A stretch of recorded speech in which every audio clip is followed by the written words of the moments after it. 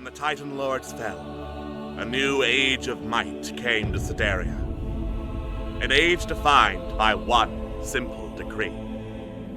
That whoever was the strongest in Sedaria, enough to slay its previous ruler, would hold dominion over the land.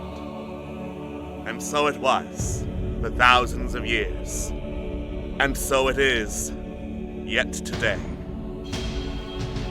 Aloysius, the Mad King of Sedaria, now rules these lands. Over the last 10 years, he has spread his influence. Using cruel hobgoblins and gnolls as soldiers, the land of Sedaria quakes, torn apart by his frenzied greed for the power it holds within. For Sedaria is a lost land, a land of riches unclaimed, of legends untold, of power unseen. A beautiful, vast, and deadly land. It calls to the bold, to the clever, to the daring. To any who would dare its shores seeking adventure. It calls to Megan, the war-forged paladin. It calls to Nyx, the half-elf warlock. It calls to Nizip, the dragon-born rogue. It calls to Tig, the kobold bard. It calls to Zidane, the wood elf ranger. It calls to Trill, the Aarakocra druid. And to those it calls, Sedaria offers welcome. The wilds are not easy, and not kind, but they shall give a tale to remember. For this is the land of limitless adventure. This is the legend of the Wildlands.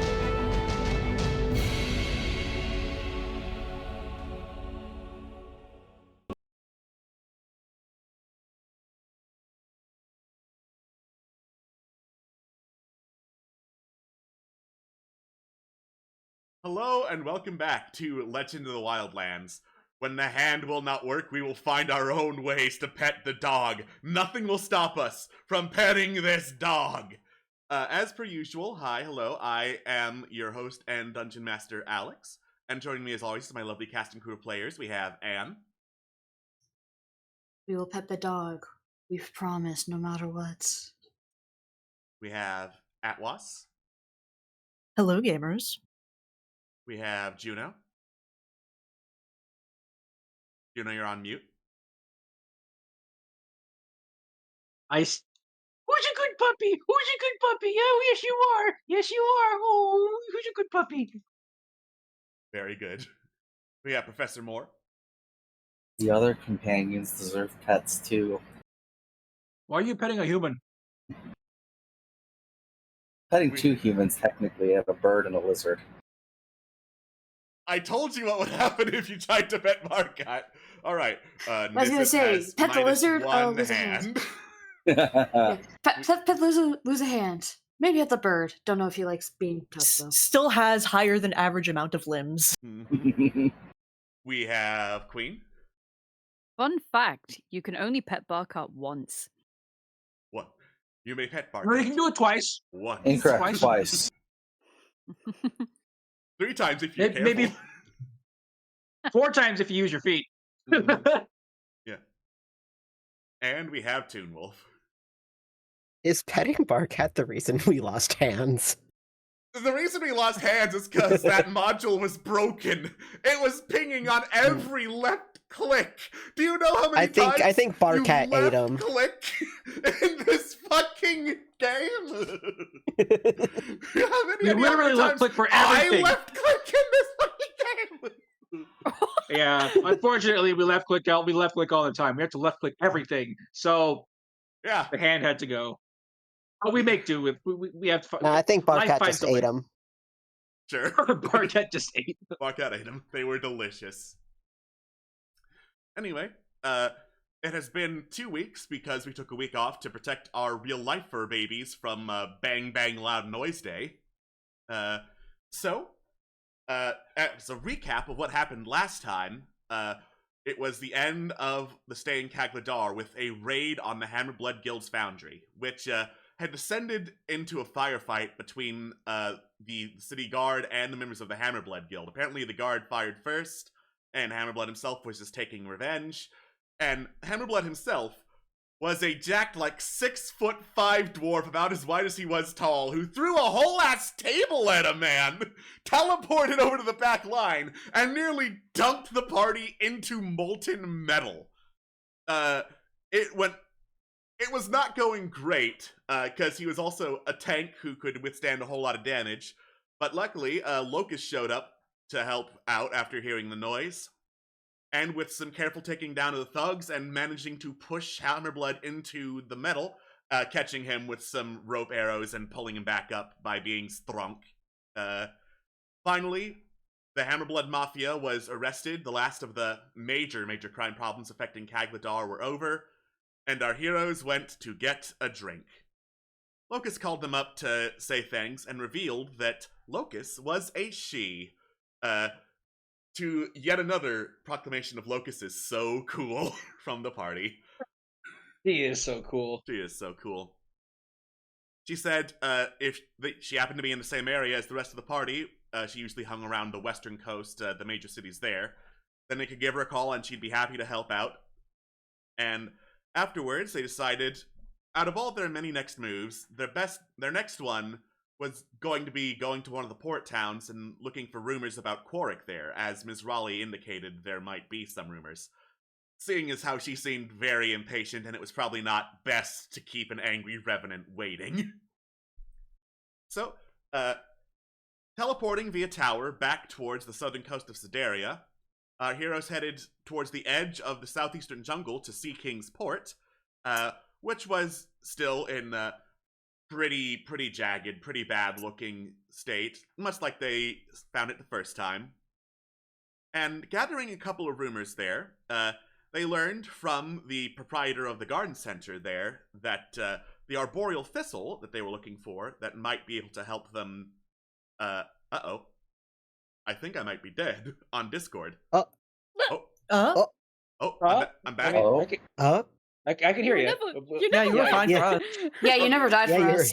Oh, Yeah, good. you were fine for us. Yeah, my screen just went completely black and dead and would not respond to my green glowy thing. So I was like, "Uh-oh, that is usually a sign of bad." Whoa. Well, thankfully you're still here. So anyway, Yes. it's still here. Arboreal thistle that they were going to use to make a concoction that could help them deal with Lilia, the succubus servant of King Augustine, was likely to grow in a pretty high up environments, the mountains probably. Once it and that it would have to be chilled because, getting down from high elevation, there's going to be a temperature difference there. There's going to be a pretty big one. Nizip, meanwhile, going about to the wrong side of the tracks, learned that most after-hours dealings in the Sea King's Port were held in a place known as the Anemone. So, they led the rest of the group towards the Anemone, which was a warehouse at the docks side of Sea King's Port. And entering inside, they found it was basically a gambling house. So once more, as we resume our adventures, let's go gambling! dang it! Oh dang it! Oh dang it! Dang it. Gambling. It's just bad. Let's go gambling! I'm already broke. Ooh, this is pretty. I found a better map for Sea King's Port. And by map, I mean animated picture. Woohoo! Yay! I'd like to visit here. It looks nice. Yeah. Yeah. Yeah. Oh, gee. Right. Let's Guys. go gambling. No! We need to get information about Quarrick. Can we please not waste our savings again? I don't have a good Well- method of cheating on me anymore, so no gambling for me. Not at the moment. Besides, I mean, tag gestures around the whole place. Sea King's Port isn't exactly a gambling type of town, usually. At least not to the stakes I would prefer. Got it. Yeah, from what you can tell at the 3 main tables and games they have here, they have a maximum gold bet limit and it's pretty low.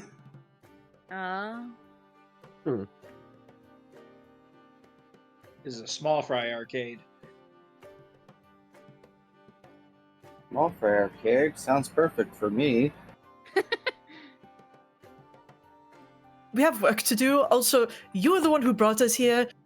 You're the one who is most likely to actually ingratiate yourself to people, so... Shit. Ty makes a little shooing gesture. Well, guess I better start looking for people to scope out to get information from. You could talk at the tables. Stop enabling them. Alright. You could talk and lose money. Heck yeah. Ideally, you would talk and win money, but Ideally. So, the tables here are 21, a roulette spinner, and a dice game labeled Lucky Sevens. It looks like the maximum buy-in is 1 gold piece for Lucky Sevens, 2 for the roulette, and 4 for 21. hey, blackjack. Max? I'll Yeah, go max. scope out. Oh my god. I'll go scope out the 21 table. Yep. 21, there are a bunch of people gathered around, like chatting up each other and chatting up the dealer. From what you can tell looking at it, 21 is like blackjack, but it doesn't use cards, it uses 2d10. Ones are the aces in this case, can count as 1 and 11, depending on what you need. Okay. Okay.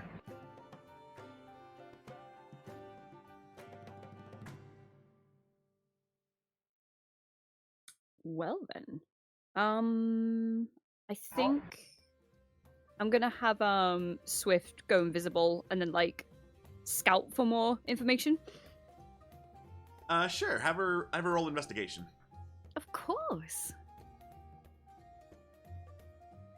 Where is her? Oh, she's got a +2. What? Does she have more than Nyx? What the fuck? Oh my god! Is she proficient or smarter? That's the question. I think she's smarter. Yeah, she's smarter according to the way I can see the map. so Oh no. No, Nyx is proficient, but it's only a +3 compared to a +2? Naturally! So I'm Aw, just gee. as smart as the fairy. You fuck. Alright.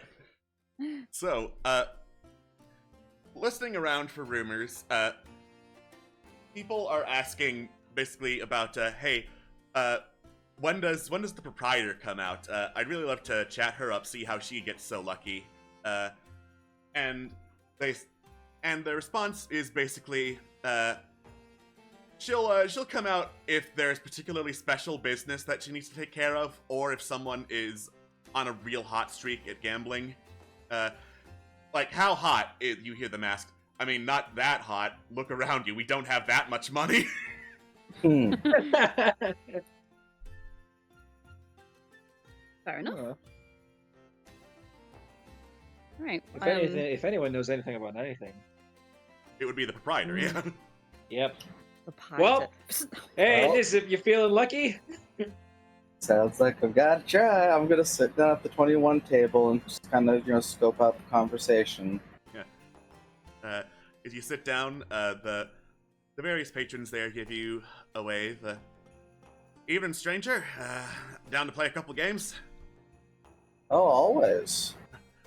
Excellent, excellent. Yeah, well, feel free. Table's here as long as you're willing to be here. We're happy to have the company, honestly. Makes sense. Seems like a pretty chill crowd here. Yeah, after, the whole business with the dead tax collector, people don't spend all that much money here, so we take what we can get. Happy to have any new income flowing in, you get me? Oh, yeah. Dead tax collector? Yeah, King's tax collector was murdered last time he came here. Which I guess makes sense last time he came here on account of the murder, but, Gotcha. Yeah, as you might expect, the king was not pleased. Can't imagine why. Yeah, I'm no lawyer, but I am told the amount of tariffs placed on this place were the kind that could only be measured in expletives. Damn. Yeah, something like that.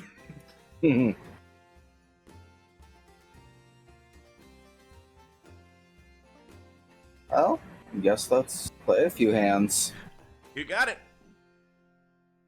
All right. So, it's like blackjack. You start with 2d10.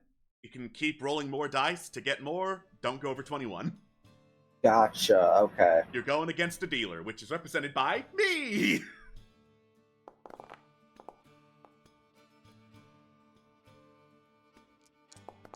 Oh, that's a way to start. Yep. Take another. Okay, so you're at 13 total. 13.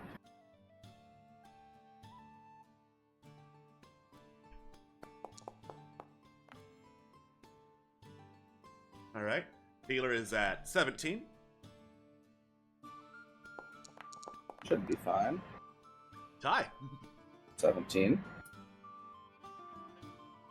Dealer goes. Dealer's out. All right. So, congratulations, you win the hand. I am not fucking with representing everyone else at the table. So, Fair. how much did you bet? 1 gold. 1 gold? All right. So, you get 15 silver. Hey.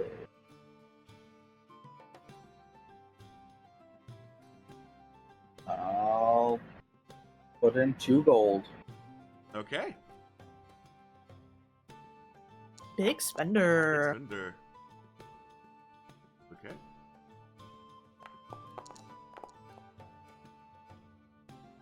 They got a hit after that. So 13.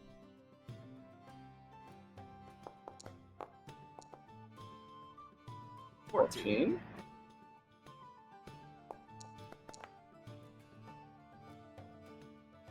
They just hit 21. Yeah, so...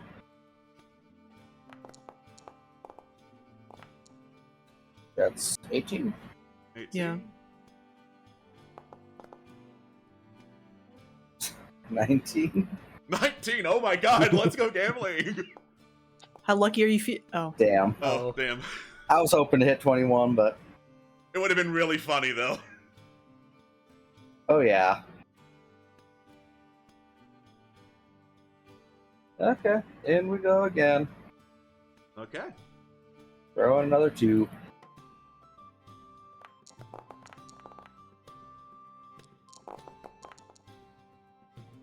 All right.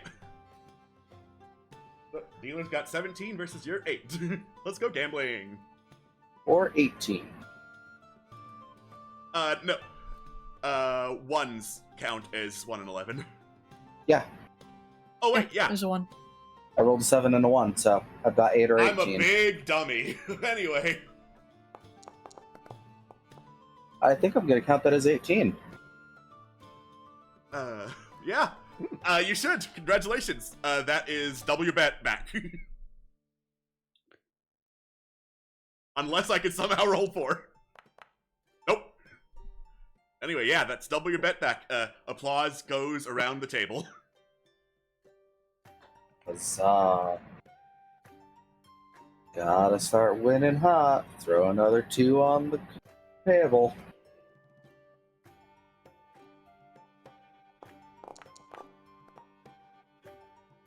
Alright.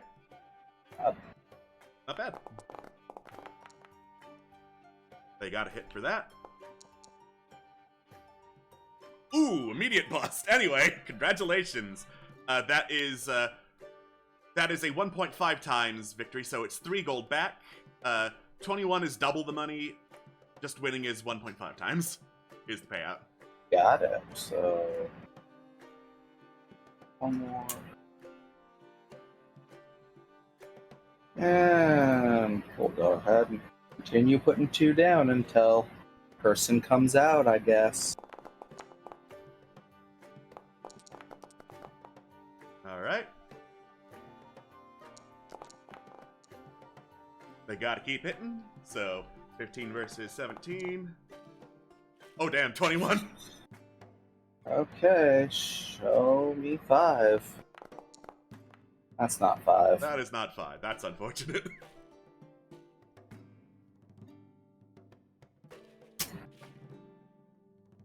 Damn it, I can't be on a hot streak if I keep losing.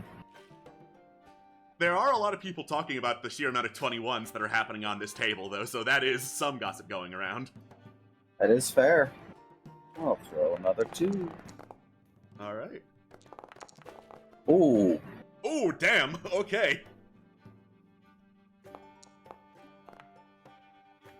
Oh my god, it's getting saucy. Show me 1 or 2. That's not a 1 or 2. That's not a 1 or 2. A dramatic gasp Nope, goes around the that's not table. right. Oh wow, okay. Yeah. There's a dramatic gasp. The stakes are pretty high on that one. This is representing multiple games rather than just the one for ease of time purposes. Oh yeah. And as the games continue, those of you who are not gambling notice a door towards the back open, and an elderly-looking half-orc woman who has some notable greenish copper scales going down one side of her face, and what looks to be like a stubby reptilian tail behind her, steps out. She's trying to look inconspicuous, but her eye is going towards the 21 table. Have we met this person before? No. Oh.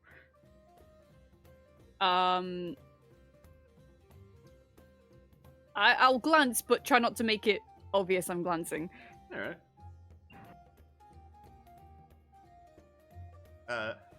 Actually, can you roll stealth for me to stealthily cast a look her way so she doesn't notice? It's like a roll, not one. Just walk up to her, just like, hi. Have we met you before? Hello. I'm not noticing you in any way, shape, or form. You tempted the dice. Hi. Nice. 7. She notices the glance and then notices the rest of the party. Though to be fair, you're such an eclectic group, it's hard not to notice you. And there's just 5 people just standing around watching the table waiting for something to happen. Mm. Oh, I mean, Tig's drinking and paying for it, so Zayne's just staring intently, just Drinking from his little sippy cup. you little sippy cup. Hey, maybe don't slurp so loudly. The old woman heads over to the bar, gets herself a drink, takes a sip, takes it over towards the 21 table, sidles up to the group.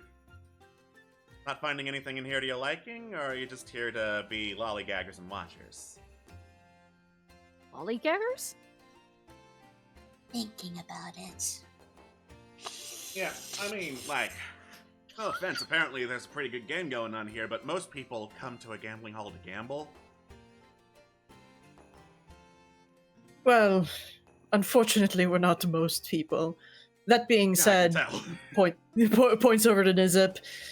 That's one of ours, so at least someone is gambling. tell. She gives a nod and a wave in Nizip's direction. I'm most people.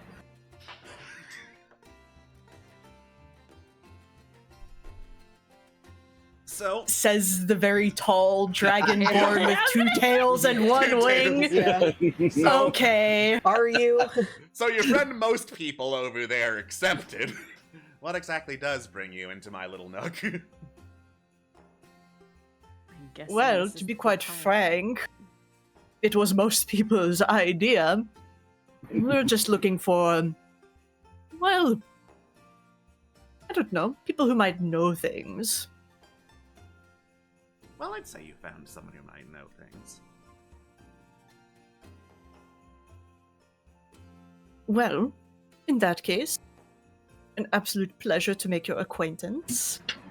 I'm Tig. These are my turns. friends, allies, compatriots, so on and so forth. Friends. Yes. Yeah. Allies, says Helena.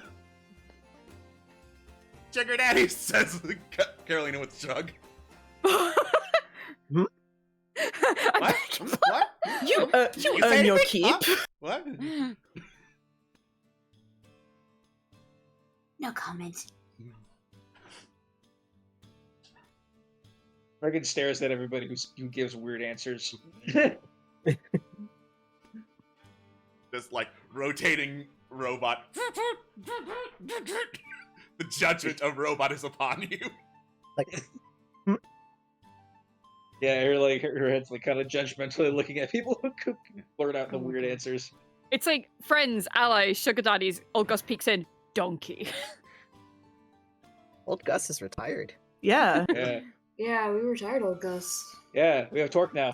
Old Gus is alumni. That all being said, we've had some interesting possibilities. Just a certain person that we've had dealings with before, frequented ports around here. A certain sort of drops voice a little bit. Quarrick? We're just looking to find out more about him, honestly. She gives a nod.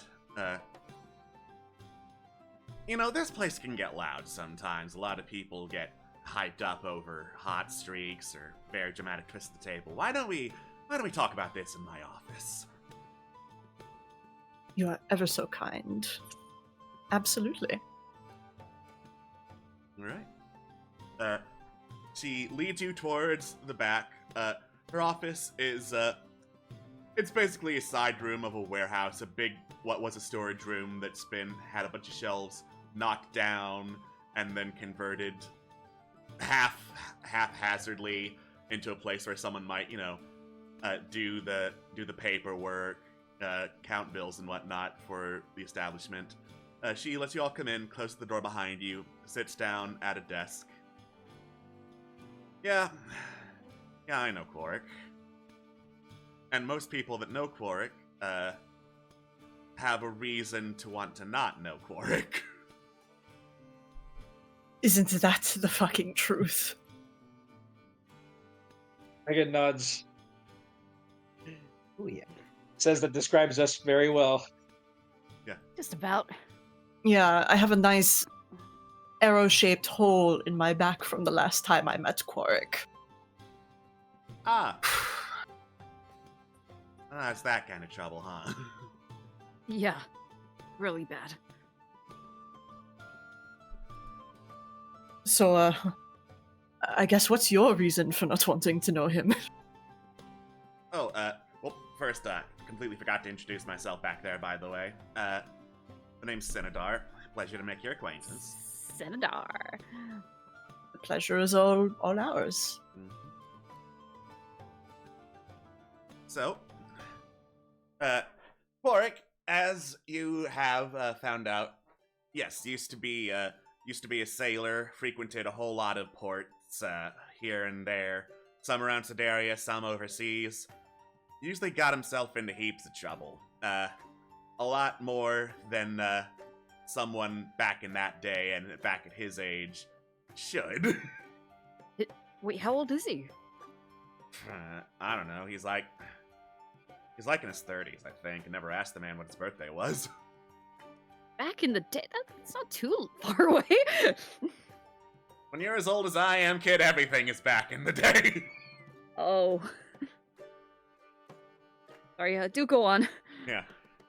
Right, wasn't there to get all the details, but from what I heard, Augustine, kinghood, bailed him out of a pretty bad scrape.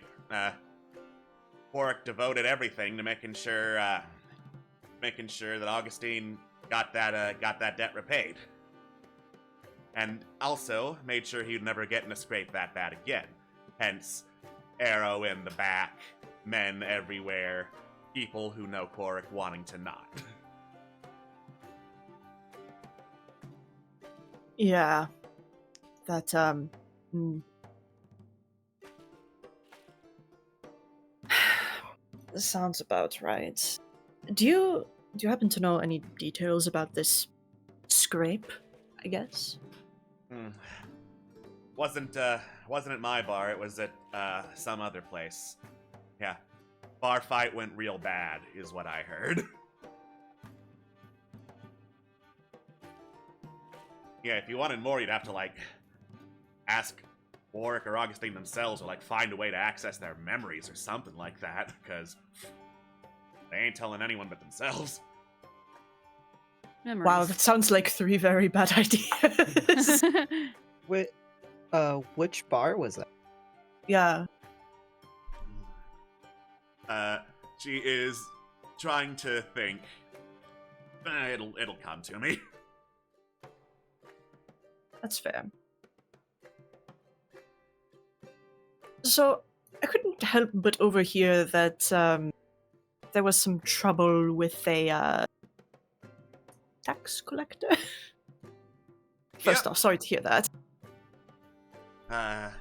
Yeah. The tax collector who usually came around these parts was an absolute asshole. Frankly, none of us are sad he's dead, not just because of his job, but because of the assholery. But it kinda brought the wrath of the king down upon us. So now, business is very slow, a lot of businesses have been shut down, there's no, like, paying for infrastructure, so that's falling apart, whether due to age or to vandalism. Kinda sucks for everyone involved. How long ago did that happen? Not too long, actually. Let me think. She is once more trying to rack her brain.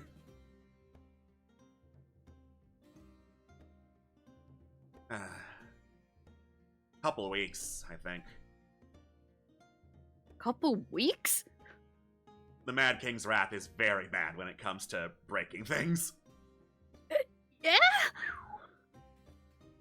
Oh, wow. Now, of course, it kind of sucked for me, both when he was alive and now that he's dead, because, you know, paying taxes on a gambling hall, especially when the guy's missing an asshole as he is, basically highway robbery. But, you know, I've got an ironclad alibi of a couple dozen witnesses seeing me here around the time he was murdered. Small mercies, am I right? Small mercies.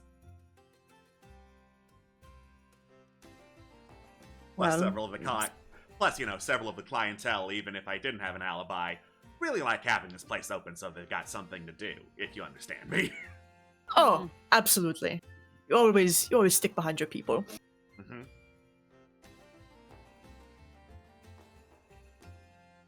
Well, thank you for the information. Yes, Uh, yeah, I've got a fair bit of it. People in my line of work, especially near the ports, we tend to keep our ears open for any news about Quark, especially since his boys come around here sometimes, like running their mouths when they're gambling, because, you know, that's the atmosphere here.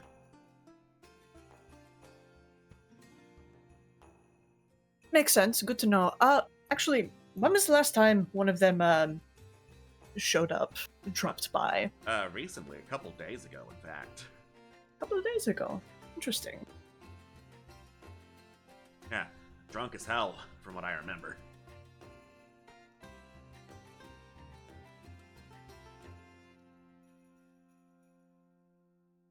Do you happen to recall just like a general description? Human, bunch of heavy cloth covered in dust and stuff, stained with dirt, grime, kind that hangs around the desert. Could be one of any of them. Yeah.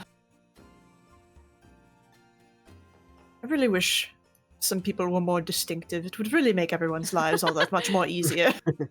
I mean, when you look like me, there are advantages and disadvantages. I understand completely. I mean, we look very distinctive, but then people point that out quite a lot. I don't know if that's good or not. Depends on if you're trying to do something stealthily. I try. Well, as long as you don't get seen, it's not a problem, right? See, there you go. Easy I- enough. I try. Yeah. You do so your easy. best.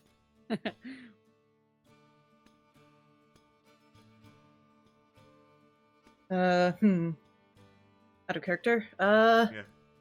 I can't really. But You yeah, guys have anything?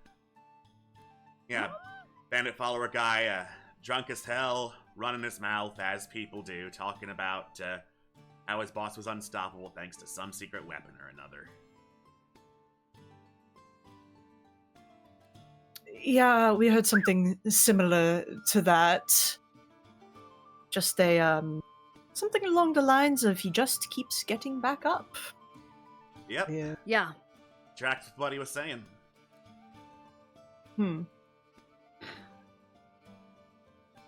Don't suppose you know a ways to keep him down? See, now we are discussing the kind of thing that would get an arrow in my back if it got back to me. So, if that information is that desperately need to know, what is in it for me? Well, for one thing, if what we are going for succeeds, you won't ever have to worry about an arrow in your back ever again. So there is that. That's a future thing. I kind of would appreciate collateral now. No, completely understandable. Uh-huh. Well, I mean...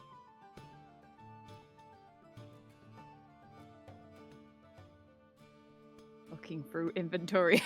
I have can give you nothing. this bread!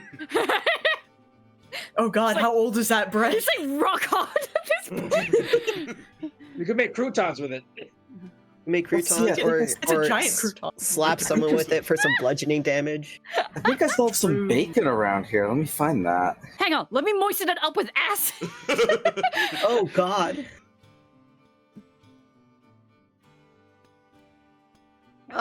Is there a preference on what you like? Money?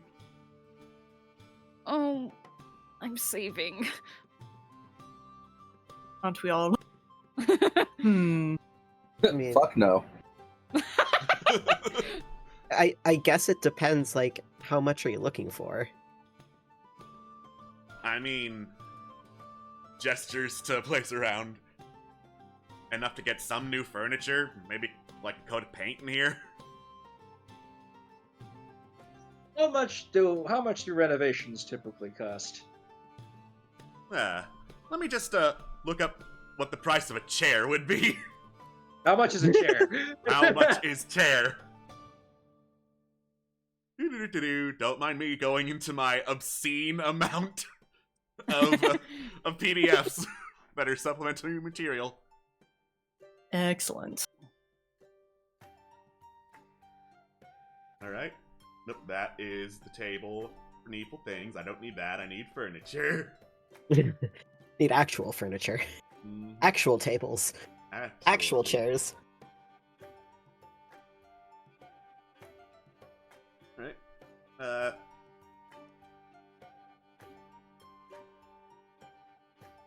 Like, plain chairs and whatnot aren't that expensive. They're like 3 silver. In order to, like, redecorate her office, like, 20 gold should be plenty.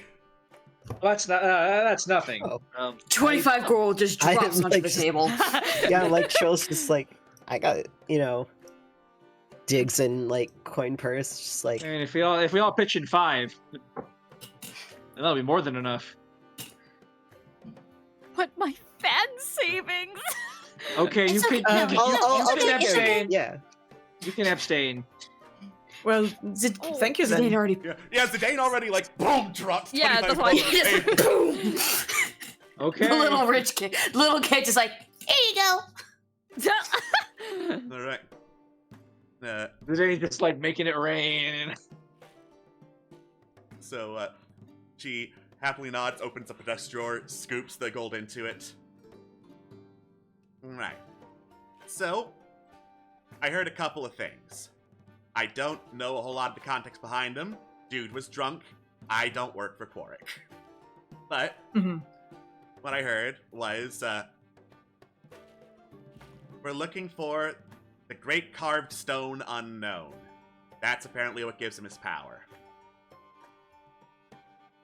It's behind one of 3 hidden doors. One of the doors is hidden behind another door, and they don't look like doors. And apparently, to get past the door that the Stone Unknown is hidden behind, there's a lot of steps to it. It is to... So I'm going to go see if I remember it and then copy and paste it down, because it might be helpful later. You are a lifesaver. Yeah. Alright. So, you are to activate the Great Hourglass first. Okay. And then there was like a poem or something to remember to help you get through the hourglass, whatever that means. Yeah. The poem. Yes. It goes like, a lattice of fiber-like brilliant glass, the bountiful prism from which it is cast. Through myriad forces it creates as it dies, a miasma that floats from soil to sky. Hand over fist would we fight aside, as brothers in arms may to depths die. O glorious light, crash down upon us. We know your fuel is righteous and just.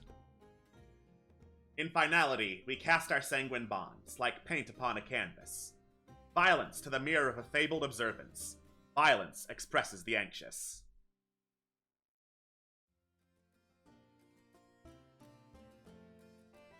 Damn, you said this guy was drunk when he came in here? Yeah, he remembered all that! Wow. Honestly, impressive. Yeah, that guy impressed. has, like, a liver of steel, I'm telling you. The tolerance on that man. Tolerance and memory. Helena, you might have some competition. Oh, I'm gonna find this man for sure, says Helena.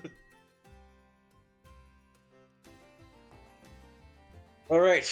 Lattice of fiber like brilliant glass, the bountiful to cast. Does this sound like anything that we've encountered before?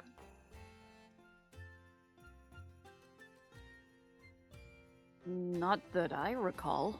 Because I don't remember seeing any prisms in our adventures to Siberia. Yeah. I feel like that would be something I'd remember seeing, of course. Right.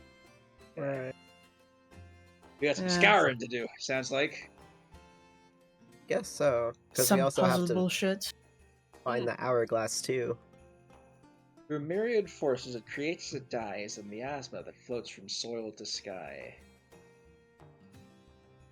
So, when things decay, I assume they make, gases.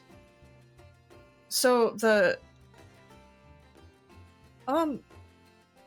first 2 lines kind of put me in mind of rain and clouds and maybe perhaps rainbows, if that makes sense. Yeah. Yeah. Yeah, It creates as it dies. Maybe the water or a cloud or something along those lines. Miasma specifically is gases. Yeah, it makes me think gas. Yeah. And creating as it dies, it makes me think of the chemical reactions that happen during decomposition. Oh, Myriad I was forces just could be, thinking as clouds drop rain, they evaporate. It could be that because this all needs to be work in context. Yeah. However, it also says hand over fist would be fight aside as brothers in arms move to depths die. I'm wondering if there's a battlefield somewhere or a mass grave. Oh, it's always about death. Well, yeah, it's an adventure. Mm. It's a fantasy adventure. There's gonna be death. Can we go on the adventure that doesn't have death? Quark is the Magic King's chief and deadliest assassin. He's evaded death from You have completed the first part of this objective. Ooh, yes. Well, we found out how he eludes death. You just gotta decipher it. Ooh, this weird ritual thing. Yeah. Oh, glorious light crashed down upon us. We know your fuel is righteous and just. In finality, we cast our sanguine bonds like paint upon a canvas. Violence to the mirror of a fable observance. Violence expresses the anxious. I am wondering if it is like, if it does have to do with like. Obviously, this sounds like there's some sacrifice involved, but like, there might be some connections to like soldiers dying in battle, mass graves, like death, which causes things to decompose. I am going to die on the Rainbow Hill for particular reasons. Yeah. First off, the cloud stuff. Second off, prism. There's that, and also glorious light coming down. Yeah. I was thinking that. So that's kind of my reasoning for that. Okay.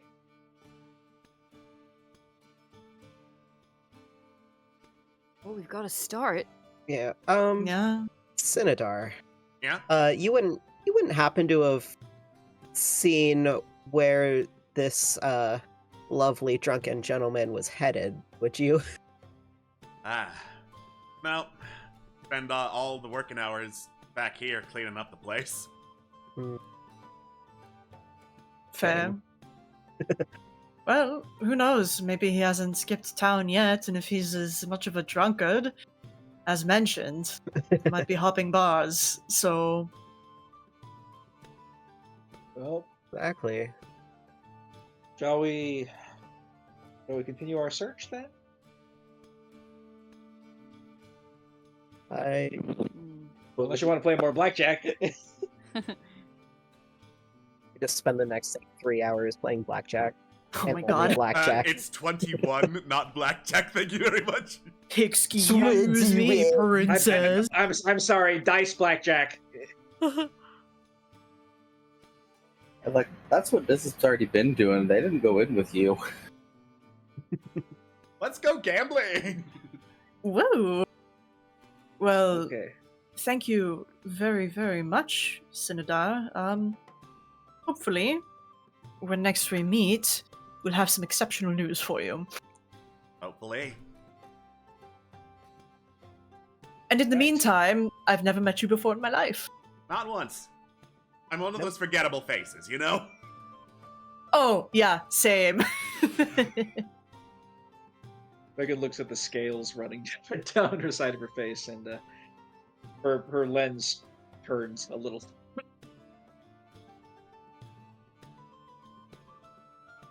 This isn't like a human visual cue of anything, so let's... Right. Okay.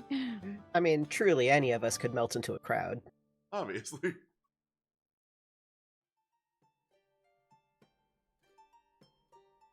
All right. Well, shall we search for this drunkard? Let's go collect Nizip. Let's go collect this up first, and then search for the drunkard.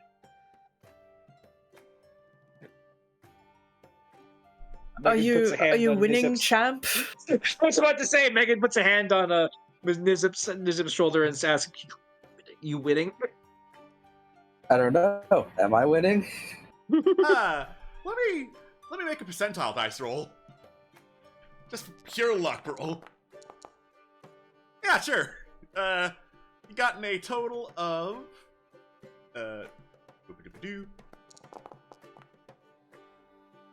wow, you got 6 gold from gambling. Wow. Yay! Oh. Wow. Big money! I've walked out of here with 4.5 gold more than I started. Always leave when you're on the up and up. Mm-hmm. Exactly. Listen, for a place that's this bad in the economy, that is insane amounts of money. Oh yeah. Yeah, I could get you 2 meals. Megan says that we have information. We Oh, must hell yeah. seek out an we must seek out an informant. It is time to go. Well, let's do this then. All right. Let's find this guy. Yeah. Ooh. The only tavern that is still operating in and around Sea King's Port is the Seven Sails Tavern. All right, Seven Sails Go Tavern check it it is. out. Mm-mm. All right. So, the inns, of course, are different, but the tavern is still open and pretty thriving right now. Thriving in Sea Kingsport terms. There are a couple of humans, tieflings, even a couple of goblins in here just getting absolutely shit-faced. Someone has turned on, like, fans that are causing the 7 sails mounted on the walls for which the tavern's named to, like, billow in makeshift wind. It's happy hour. Woo! Oh boy, I haven't felt happiness in days. The 7 different sails, by the way, appear to be decorated with the images of various somewhat humanoid, somewhat sea creature-like women, one of which you immediately recognize as Karkinos, Crab Woman. Yeah. Incredible. Oh boy. Finally, another crab enjoyer. Crab Enjoyer!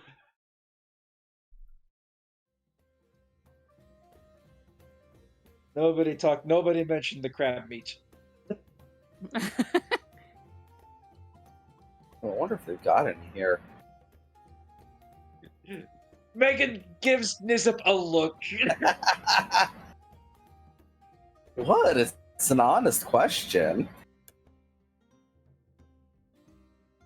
It is a port town, so probably. Yeah. For food, we import them from an extra fee. We just go send someone to collect it from either the Ghost Ship Inn or the Wandering Whale Inn. Says a passing half-orc who just zooms by you carrying a tray full of drinks. I'm gonna look and see where those drinks are headed.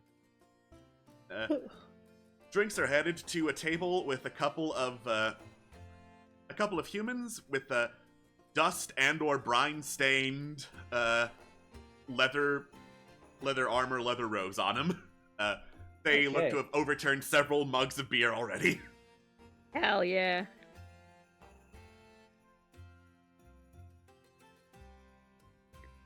Well, we don't know what this guy looks like, so might as well start somewhere. Maybe if we get drunk, we can find him if he's drunk. Megan flicks Nyx. Yeah. No. I want them to try this theory.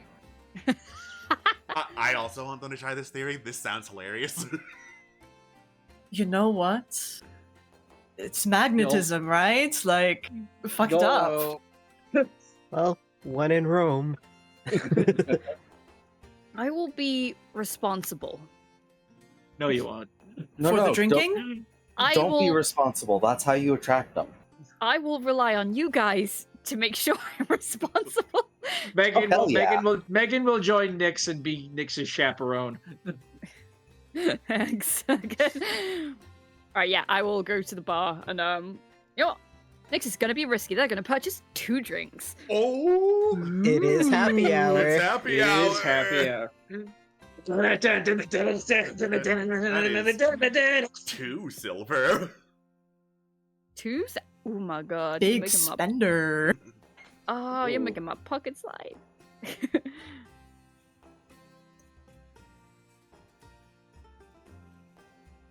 Alright, and then we'll start to drink. Alright. Drinks here are pretty watery and pretty bitter. But despite being watery, you are feeling the effects of some drunkenness. I think it's like, they'll sort of recollect how Helena drinks. And it's just like that moment, it's like, huh, and then just downs the first one. Oh yeah, that is very fast for someone like Nyx, who does not have the liver of steel that Helena does. You're definitely drunk. So it's like they drink and they're just like, whoa!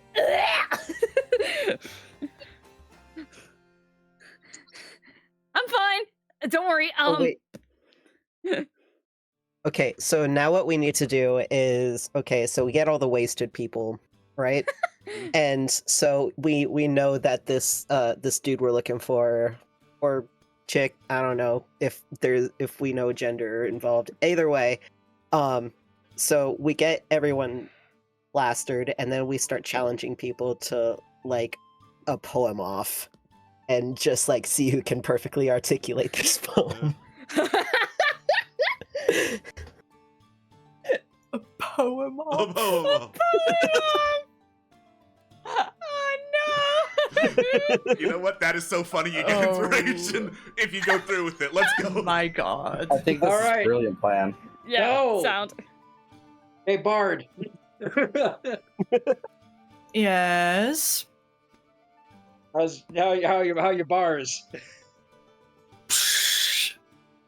I mean, I'm more of like a song person than What- like what is a written poem? poetry person.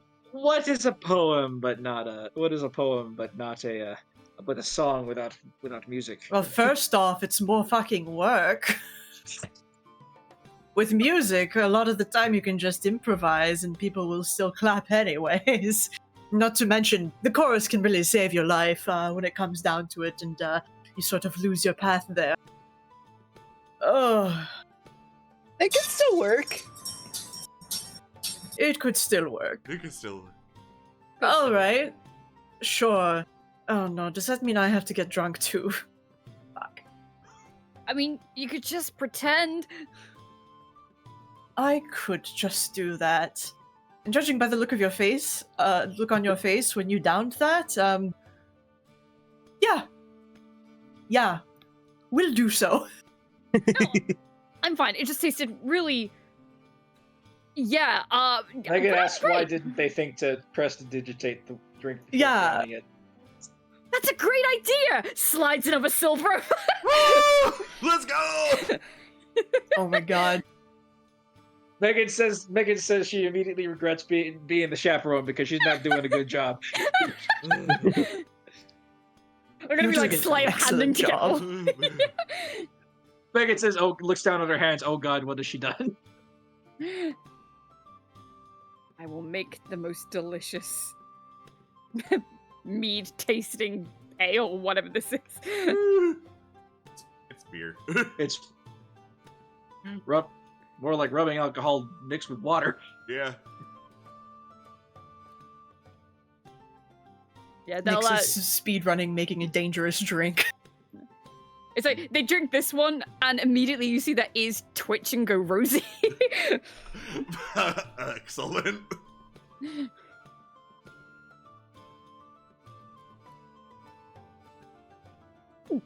Alright, fine. I'm ready to meet some drunk people. That's the spirit, Nix. Please drink responsibly. Please drink responsibly. I think it's a. Oh, okay. Don't rush your drinks, audience. As we're just like Yeah. getting. Getting Nick's shit faced. Yeah. Megan leans towards Trill and says, "Maybe shut up in the chaperone." I accidentally made them drink a third one. What do you mean Trill No. should be the chaperone? No. It was his I don't- idea! I don't think so. The outcome would have been exactly the same. Okay, fair enough.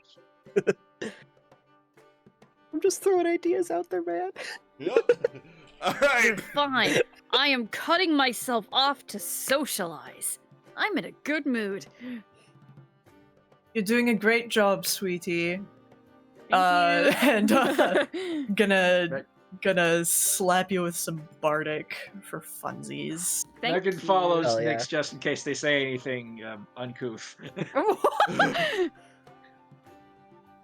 Right, I will begin my search for. Are we doing this poem off, or am I just looking for people? Well, the inspiration's only if you go through with the poem off. I can just take it away if you're not done that No. poem. No. We're doing the poem off. All right. It's poem off time.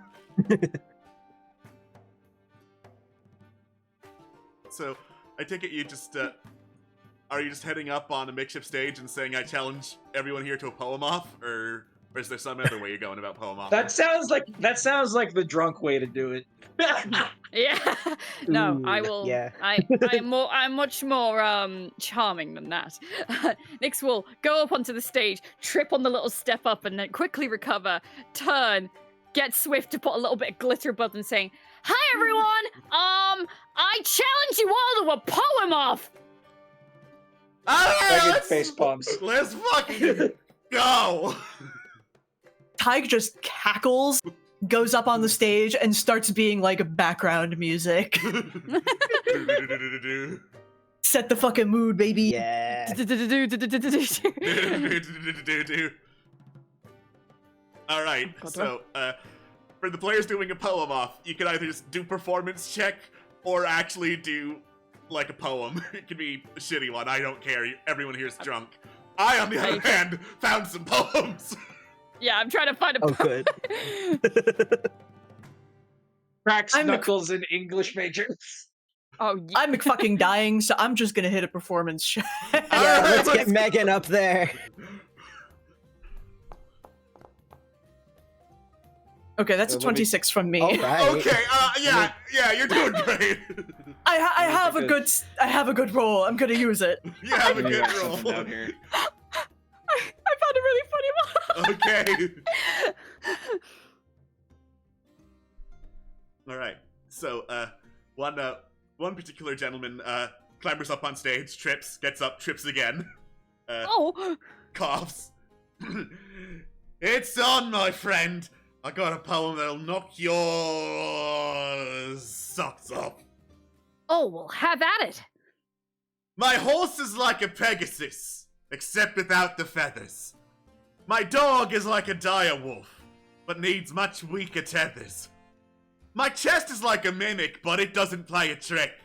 And I am like a centaur, but without a horse's prick. Woo! Strum. Nice.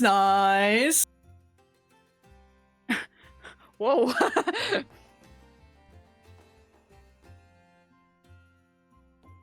Okay, well, I've got a poem too. It's one I wrote myself when I was but a child. Red leaves, orange leaves, yellow leaves. Leaves fall. Hedgehogs hide in leaves. Squirrels find nuts to eat. Children build piles of leaves. Leaves rot. Weather colder. Autumn. Ta-da! Hey! Woo! Let's go! Oh! Tyke snaps with one claw. One claw. You get nature points from Trill. Nature point. Let's go. All right. The guy trips and falls off the stage again. An elf hops up. I have been inspired by your words. Here's a poem of mine. The silver bark's great leaves now curl. The chill of frost tide hasn't come, and yet the smell of snow is on the wind that touches all with its robes, sweeping hem. And I, too, curl beside the trunk and wonder if I will see my home before the winter. This bed of bark and rocks has worn me tender, yet still I sleep and dream. I'm like...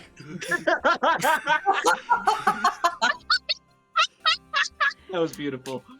Excellent. Yay! Yay! Nyx just has like a very forced smile on their face. That was beautiful. Alright. Nyx will turn to address that little group. This one goes out to my companions I have traveled with these past few days. Standing by all the way, here to help you through your day, holding you up when you are weak, helping you find what it is you seek, catching your tears when you cry, pulling you through when the tide is high, just being there through thick and thin, all just to say, you're my friend. Aww. Aww. It lets out a mechanical aww.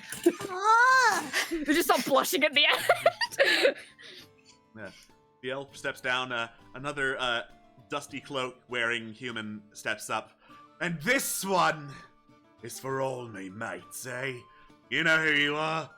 Woo! No one else waves it, and they're all like averting their gaze. There's some muttering. Oh my god, he's drunk again. Halavarin swung her saber, pressed by foes on every side. Heedless in her battle's labor, whirling with a lightsome stride, slicing arms and legs and head, and as the field of battle reddened, she grew painted with their blood, ankle deep in gory mud. As she plied her royal duty, Garen looked and caught his breath, though she filled the air with death. Never had she seen such beauty. Then he knew he wished to wive, if by hap they'd both survive. What?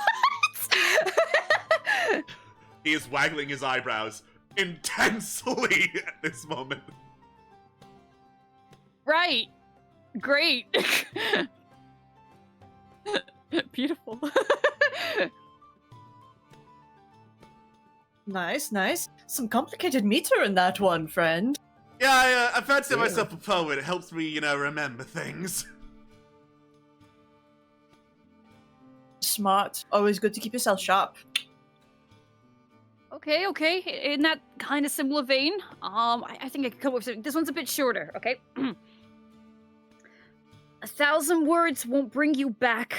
I know because I've tried.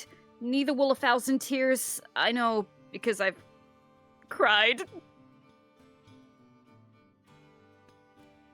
Is Nick's crying right now? Oh.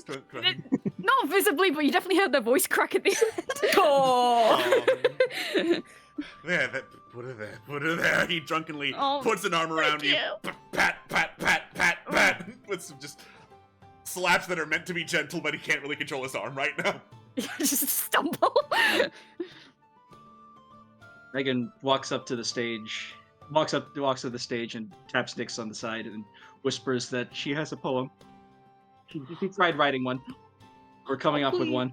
I'd love to hear your Let's poem. fucking go. Let's go, Megan. Let's go. All right. My microphone can't pick up the robot voice. So pretend that it's coming out like that. Go for it. Clashing steel, crashing waves, blades what saw the warring dazed, matched in strength and matched in skill, matched in honored force of will. Shell on shell, a battle squall. One shall stand and one shall fall. Megan says it was about the samurai crab. Whoa. Nice. There's more drunken hoots and applauding. The drunk poet guy who's still remaining on stage claps, misses, does one clap again, looks very proud of himself. Yeah. Then a big burly orc goes up on stage, grabs the microphone. Grog have best poem, end all poems. Let's hear it for Grog. Grog! Let's go, Grog! Breath, birth, burn, earth, dirt, gleam, rain, steam. Grog drops the microphone. That one's my favorite. There is beauty in the simplest of language. No one's better than Grog at poetry, says Grog, flexing. Man, I've got a million. Grog is a poet. Grog is the poet for the ages. I've got like a million more poems to help me remember things, but I am not fucking with Grog today. I'm telling you that. Should we concede to Grog? I mean, honestly, I don't know if I can beat that. I don't know if Grug could be topped at the moment. Yeah, following up after Grog, that's a tall order. Grog, I've never known a mightier wordsman than you. I say you have bested me. Grog knew this! More raucous cheers and applause go throughout the tavern. Here, you can have a drink on me. Yes, Grog will! And Grog just snatches up a drink whenever you get one for him. And I will also buy one for myself as well. Nix gets drunk, the movie. Nix Nix's decline into alcoholism. It always starts. It always starts small. It always starts with a little drink. Yeah. No, they are merry tipsy at the minute. Tag will sidle up to the guy and just kind of. You have some very nice words there. You compose them yourself. Most of them, yeah. Some of them, me mates down at the gang back southwest helped me out with. Damn. Oh shit. Yeah, because you don't happen to do any barding, do you? I've dabbled in it, but my fingers are better suited for other tasks. I tried playing, but my fingers were too nimble. They actually snapped a lyre one time. I didn't know it could do that. So either I'm really good or that's a really shitty lyre. 6 of one, half a dozen of the other. Have you tried rhythm? Like, drums, percussion, that sort of thing? That might suit you, actually. I ain't got rhythm. Surely you have rhythm. I mean, honestly, come on. That meter, that recitation, please. I just don't know what you're talking about. I got as much rhythm as that chair. He's being modest. Very modest. Tag will kind of go over to the chair, kind of wiggle it a little bit, consider the four fucking legs, and then kind of rock it to make a beat with the legs on the floor. Okay, but that's you. That is not the chair operating under its own power. All I'm saying is that, well, under that argument, everyone has the potential. You have the potential. I know these things. Are you saying that if I was shaking around like a chair, then I would have rhythm? Okay, now you're just being obtuse. Come on. No, what I'm being is drunk. Here. Let's get you another drink. Hell Speaking yeah, of. brother. And Ty will get one too. 2 silver.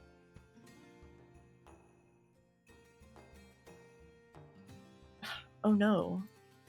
I'll be away from 69 silver. I'm down to 67. Tragic. Oh no! No! Just in the back whilst you're talking, you just say, Grog, I like you! Grog also like Grog!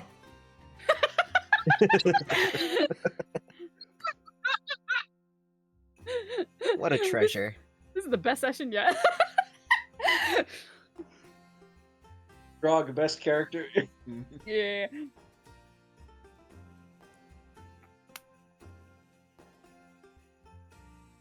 Well, sort of having gotten drinks, and Tigers kind of insinuated themselves to a table with the fella, since we're talking at some shop.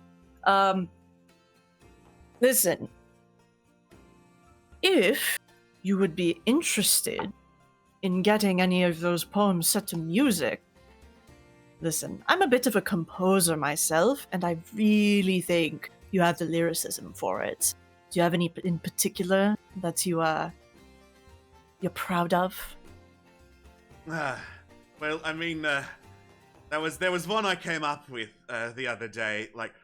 I had to find a mnemonic to help me, get around working place. But every time I tried to think of what rhymed with hourglass, all I could think of was ass, and I don't think that's, a classy rhyme.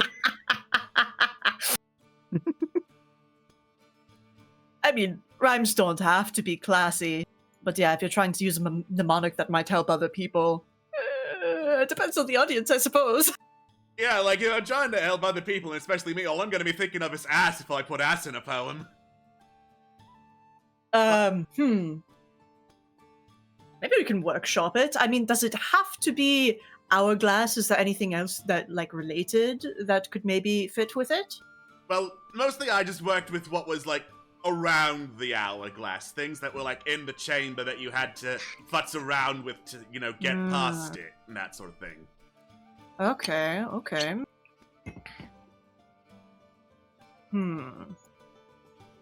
Hourglass.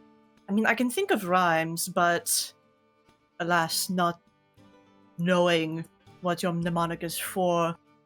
My claws are a little tied. Unfortunate. What do you do anyway? Odd jobs. Usually I'm a high in muscle, basically. Pick things up, put them down, make sure people don't go into certain doors, especially the secret ones. Like, there are like 3 secret doors that aren't doors back at Boss's place. And like, getting past them, well, one I'm not even supposed to go into because that's the vault, but the other one, the one I do know, that's the whole hourglass ass thing. It's this whole convoluted setup where you have to like press this, pull that, something like that.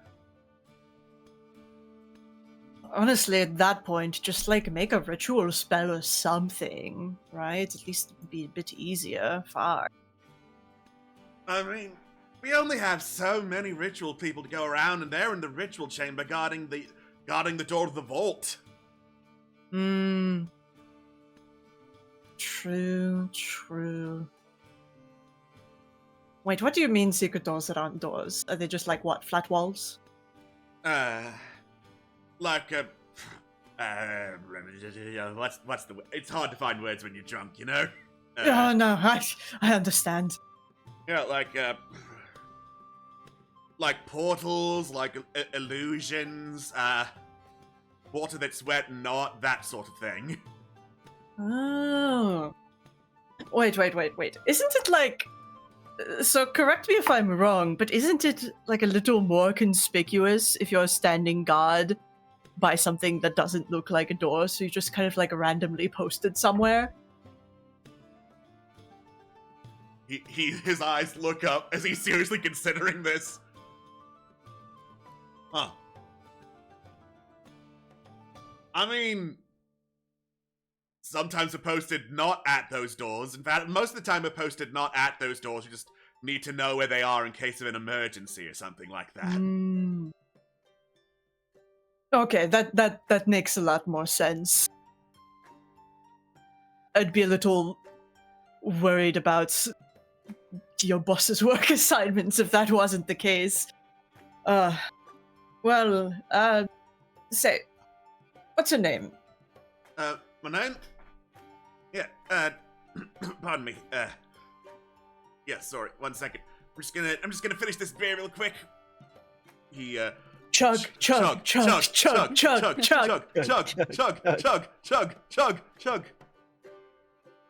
it, where's the name table? Fuck! I'm sorry, Alex. Let me just drink this real quick while I generate a name. There's no human names on this table, what the fuck? Think of one. Motherfucker. Johnny. Greg. Yeah. Roberts. Tyler. Roberts. Nice. Well fucking met, Roberts. Well, I'm starting to feel it a little bit, so I think I should... Tag, like, swings around to look towards Nyx and Grog. How's that? Yeah. Hey, Nyx, what's going on with you? Grog was just telling me about all his escapades. One time, someone think he better poet than Grog. Grog rip out his throat. Then he was not better poet. You know, Grog, normally I don't say people deserve death, but yeah, that guy sounded like a prick. Aha! Yes! Well, it was great meeting you, Grog. I think we gotta go now, though. Yes! Tag, Goodbye! Recruit Grog. Tag looks to the other people in the party and just... What have you guys been doing? Megan shrugs and shakes her head. Have my own drink, enjoying the show. Zaday's just casually drinking, kind of almost hiding behind Trill and Megan. Just like, loud people. Nope, don't like this. Nope. I like my juice. Just wandering the bar. Just vibing.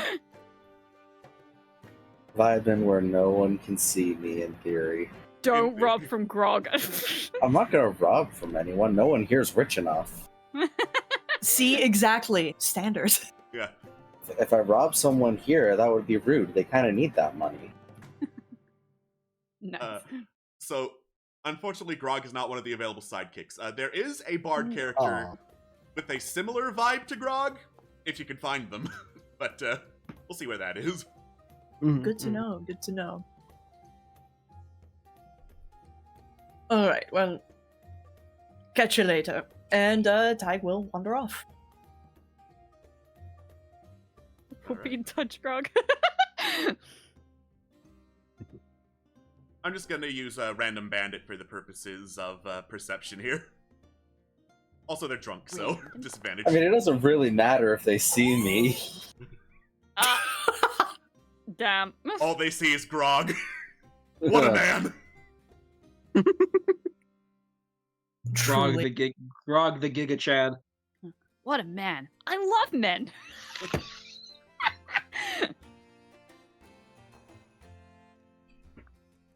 What am I saying? I love everyone. Yeah.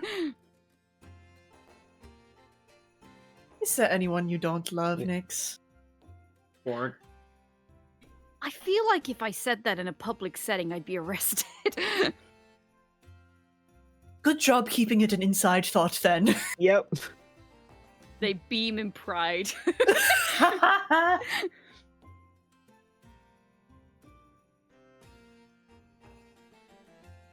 Oh my god.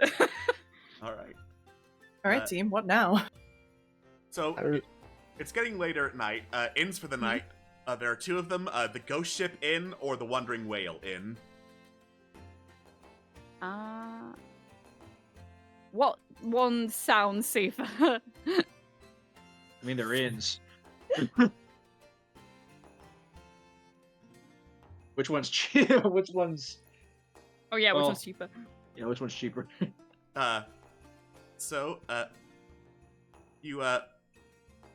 You ask around for prices. You hear that the Ghost Ship Inn, which is supposedly made from the wood of a ship that crashed on its way to Sedaria and is haunted, is 1 gold per person per night, or 1 silver per person, if they risk sleeping deep below. Where the Wandering Whale Inn is 8 silver a night for 2 person, 13 silver for a 4 person. I Who wants sleep to in the go into the ghost haunted ghost ship? Yes! Let's fucking go! It's like I want to sleep in the bargain room. That sounds like a hell of a time. Let's go! Life is all about experiences. Alright. You head into the Ghost Ship Inn, and there are a couple of people eating dinner in here, finishing up, cleaning up plates. Notably, however, there are just a couple of floating discs moving around, carrying plates and other bits of equipment around, moving back and forth, instead of actual, staff members. And the one person who looks like a staff member that you can see is a giant with pale, grayish-purple skin, wispy, cloud-like hair that goes down to his shoulders, and a pretty fancy-looking robe for Sea King's Port, who gives you a big wave as you enter. And when I say giant, I mean, the species giant. Ah, I see! Yeah, this is a pretty big-ass inn! Oh, Lord. It is a boat, so... Whoa. Oh, hey, an inn that I don't have to duck my heads through.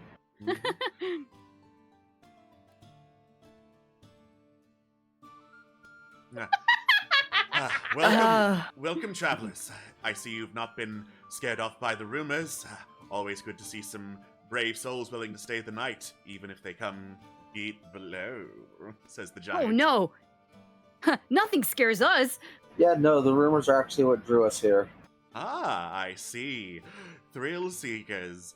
We shall see what remains of you after dark. Hell yeah. Perfect. This guy's funny. Oh, so, elaborate. Well, when I bought and refurbished this place, the wood here was made from a ship that crashed far off the coast of Sedaria. Some say its ghastly crew remains here to this day, seeking vengeance on all those who would disturb their crew quarters down below. So, what happened to the last people who stayed below? Oh, they were the lucky ones. They ran out into the night screaming.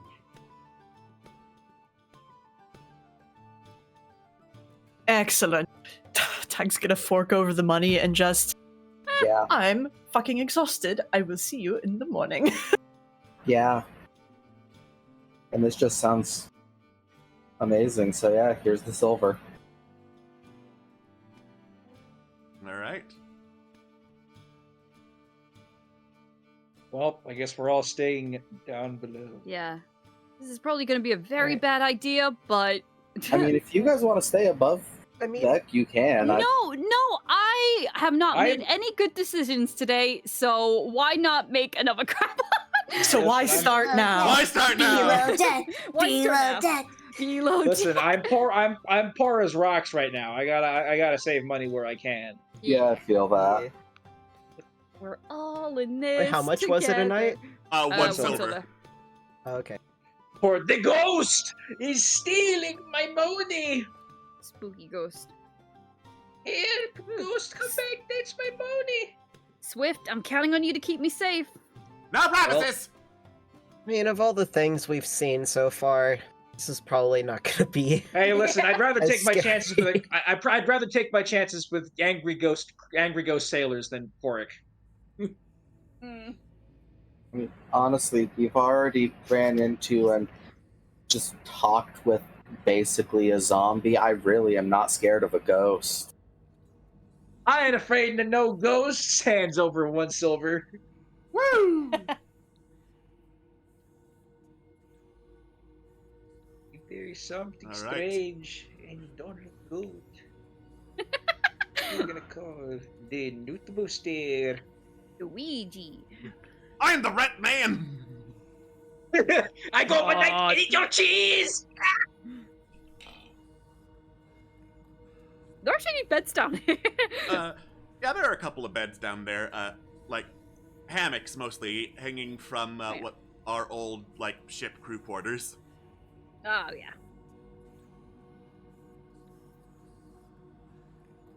Well, I would say goodnight, but I'm sure we'll probably be woken up in about 2 hours from whatever's down here, so, see you guys in a bit. Megan goes into sentry mode. It's trans time. It's trans time. It's trance Come on. time, it's trance time. Come on, Zidane, we'll stick together. Trans time. You don't think there's actually Maybe. anything down here, do you? Guess we'll find out. I mean, it's possible. Could always be a surprise.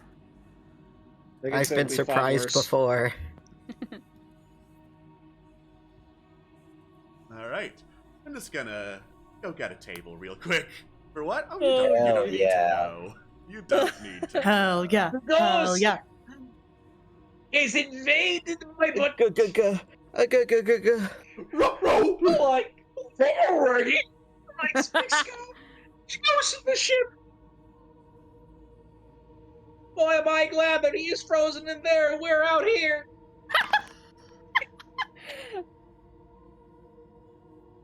Alright. So it gets to the stroke of midnight. And as it does so, creaking fills the air down below.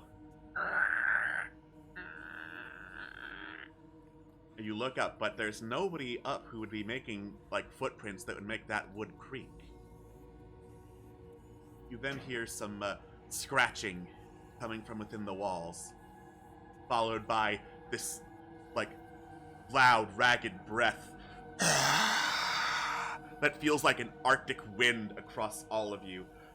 The temperature drops by 30 degrees. Okay, I'm vibing with this.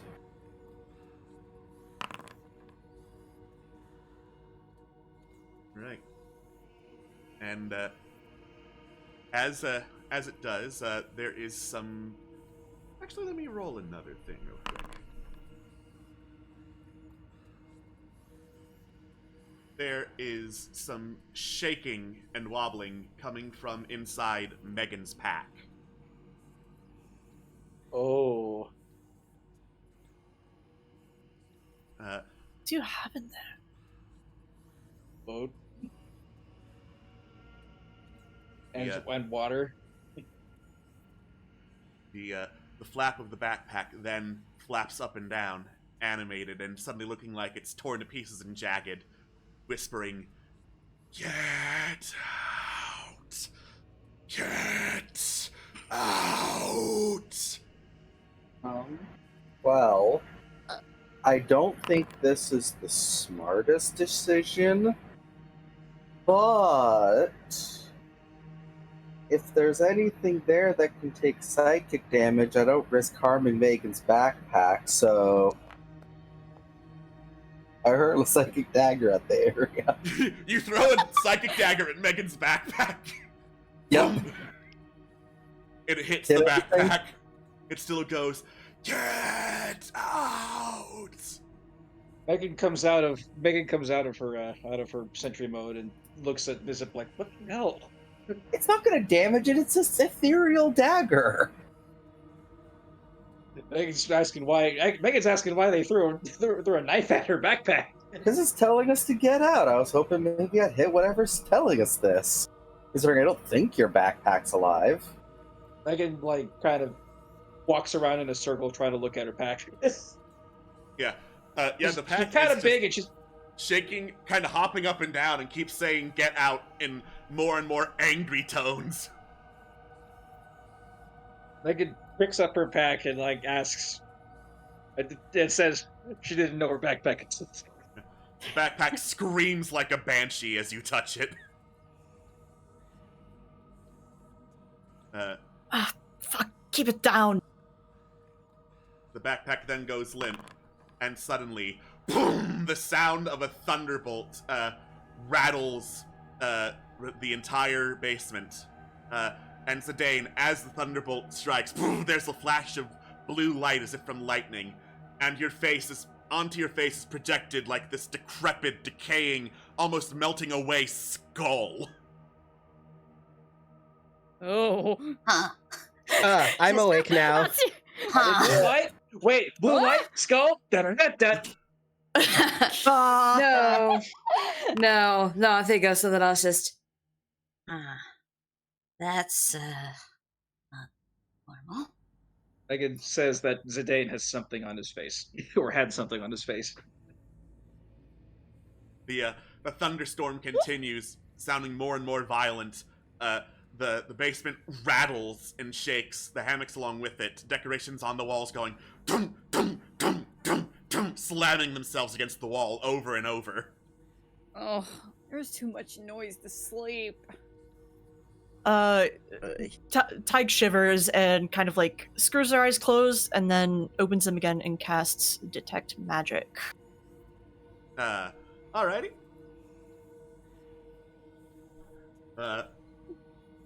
There is a lot of enchantment and illusion magic happening in this room right now. Which is pretty obvious, but you don't detect any signs of necromancy magic. Oh, Yeah. wow. Oh. Tig's eyes kind of narrow a little bit and just. Yeah, I can't sense any ghostly necromantic stuff. It's mostly just, illusion, a little bit of this, little bit of that. Well, it's really loud, so can I just dispel it? Just turn it down. Oh, so It's the broom smashes it's the roof of the cabin. Quiet down, we're trying to sleep. I guess if there's no ghosts, I'll stop throwing daggers at everything that Alright. moves. You dispel the magic and the thunderstorm noises stop. After a second, the object toe back against the wall. The backpack animates again. Spoil sport! Woo! Rin stares at her backpack, kind of tilts her head, puts it down, shakes her head, sighs, gives a mechanical sigh, and goes back into sentry mode. Where he goes back into sentry mode. At least don't spread the word. This is how I get tourists. Oh, our lips are I sealed. won't say a word. I All just good wanna. here. I just wanna go to bed. I wanted real ghosts. Later, Maybe next Megan time. hears this, and later in the night, she kind of like wakes up. Later in the night, she kind of like walks up to Nizib's bed, kind of like nudges it with her foot, and her eyes turn red. Spooky ghost. What's going on? Megan lets out like a steam hiss that sounds like a ghostly wail.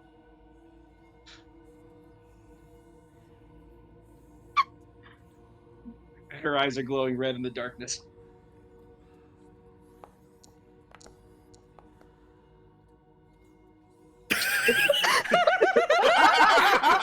What the fuck? Oh No. Oh, no. Does that doesn't hit Megan, does it? My AC is 22! Yeah. Megan Megan lights a. Are there candles in here, or something? Yeah, you can Yeah, put okay, on the light real quick. Megan feels something embed like very slightly inside her head, inside her face, and she stares down at Nizib and says it was a joke. I thought you were a ghost. After we've Shake- established there's no ghosts. Megan sighs. This is what she gets for trying to pull a practice. This is what she gets for trying. This is what she gets for trying to be funny. Walks back to where she was posted. And You got me.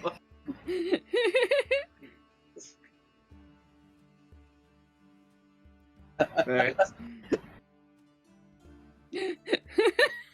Alright. Anyways, Megan goes back to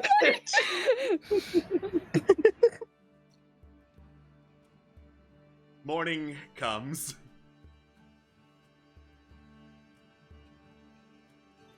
You have had a very nice ghost-free sleep. The ghost. Ah, There was ghosts in your Damn. bedroom. I was hoping third time would be the charm. Alas. Where's the long rest? There it is. Oh yeah, it's a smart thing to do, huh? Wait, all of that was real?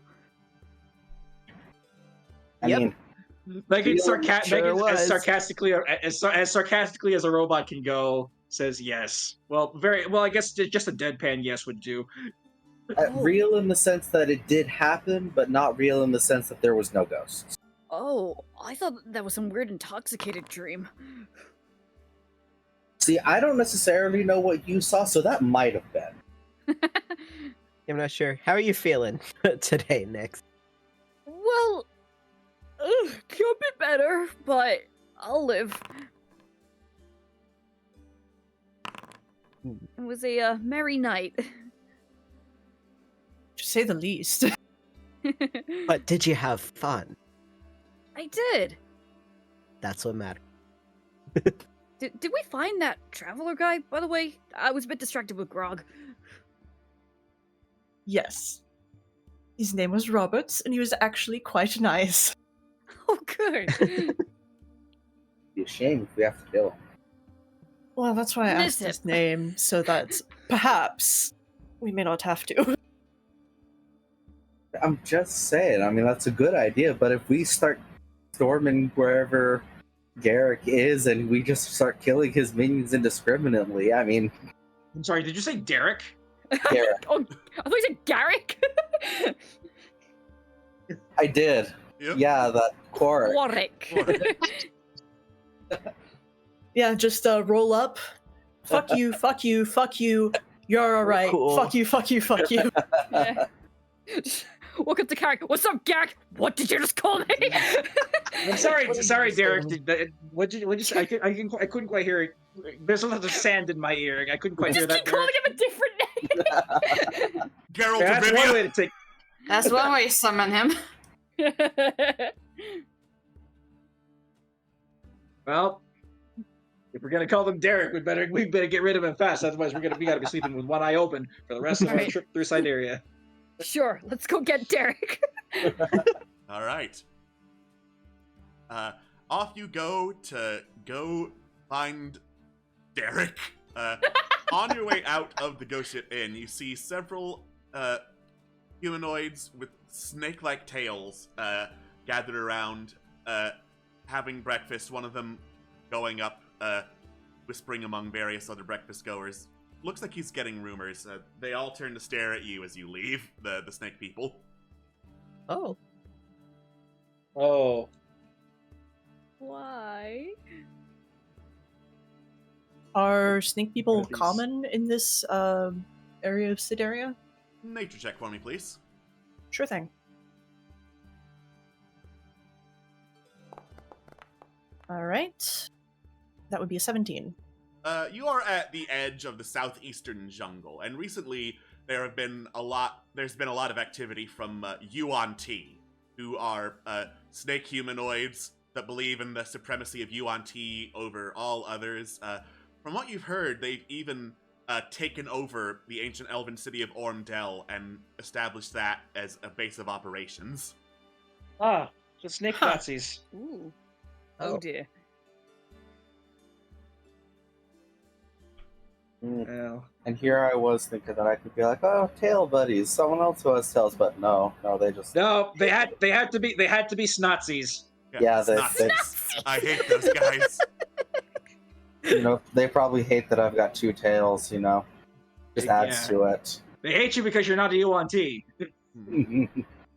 I mean, they're free to think that. Everyone knows Draconid's superior anyway. This is true. Mm-hmm. Alright, so we're there. Well, taking down Now- Snittler is a Snit- later problem. It's a later problem. I would wonder, should we find a way to tell Mizrali about what we found out? If we have a Mm. means. We I could do mean- we could do the pigeon thing again. Yeah. Maybe wait until we're like, Yeah, we There? gotta be closer. We gotta Yeah. be closer. yeah. Not so close that Quark could rob us again, but close Mhm. enough. Because also, honestly, like, on the way back, it wouldn't be the worst thing to try and get some more of that ore that we needed, which was kind of the whole reason we were going to the desert in the first place. Yeah, that's true. It was just like we're Get some more going back Acarite. to the desert. Yeah. Hooray! Hey, I mean, hey, if frickin' Quark shot an Acarite arrow, right? Maybe if we beat him, we could like steal some of those. Maybe. Those are Good show. destroyed. Yeah. But Oh my we should probably God. go back to the desert now that we know. Yeah. Hooray! Okay, Get my water skins ready. right.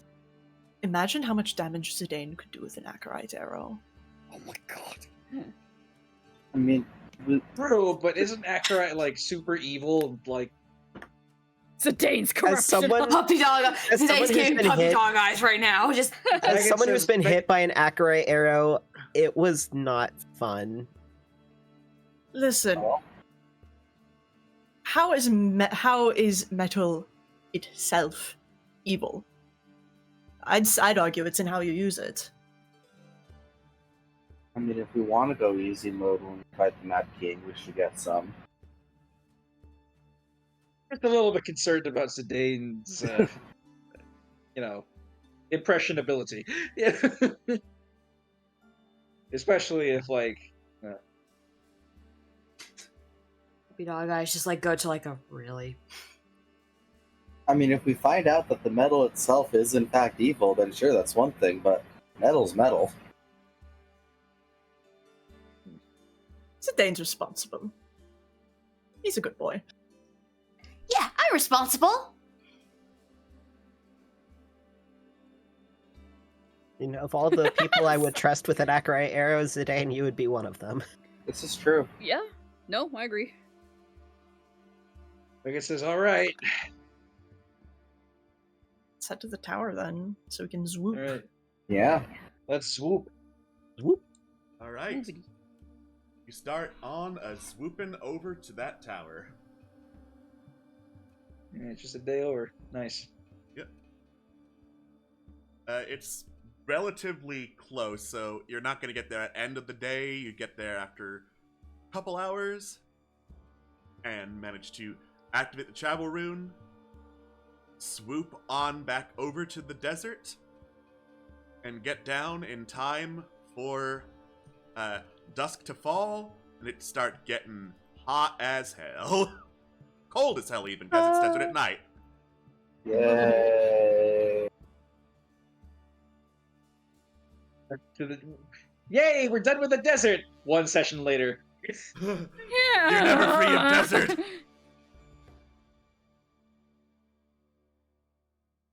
Alright, Megan's gonna do a little petting of Torque first before Yeah, Torque exhales steam and just jerks its head forward.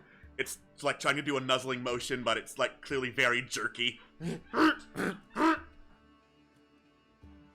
Megan's like, it's just like me for real. For real, for real. Oh, do you want some company? I can take a look at some of the servos if you want me to. Megan says that would be appreciated.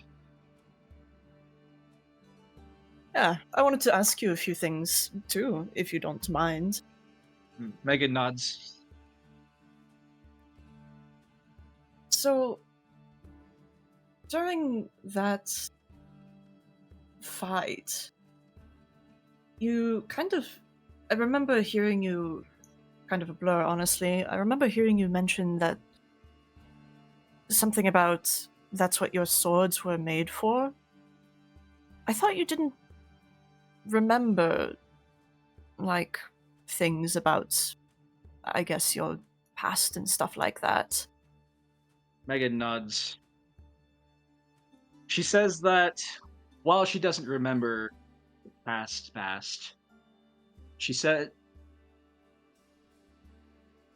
what she does remember is taking the vow to be a protector, to use the swords for justice and for good.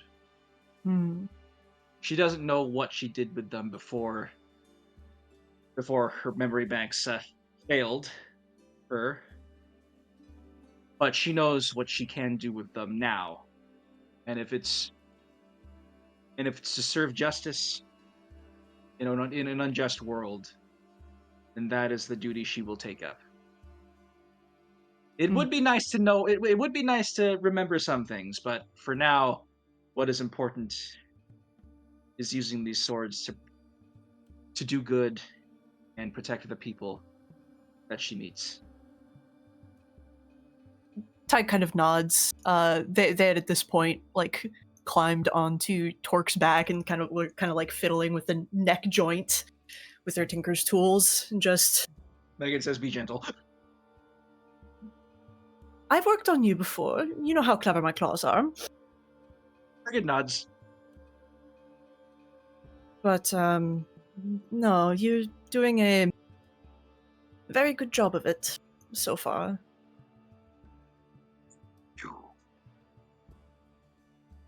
Megan thanks. Tig. Yeah, you're quite welcome. Well then, Tag sort of brushes their claws off and slides off of Torque's back, pats them on the shoulder. Movement should be a bit smoother now, at the very least. Megan turns to pet Torque just to test this out. It's still jerky. Megan says that it is. Megan says that it is this was a magic. This was conjured from a magic spell, so perhaps the mechanical aspects aren't as material as what Tig as herself, first of all. And I suppose by extension, other things that Tyke has worked on. True. Huh. Well, if we ever get our hands on any of that more like magical conductive metal, maybe I could work something out, and that is actually a very good idea. Thank you, me. And Tyke will take out their journal and just scribble like a few drawings here and there, and just thanks for keeping watch all the time. By the way, it is very appreciated. Megan nods and says she will do it again, and she'll keep doing it as long as we need it. You are too good sometimes, I worry. Good night. Megan says that's what she has. That's what she has the rest of the party for judgment. To judge things that perhaps in her idealism she doesn't quite might go over her head.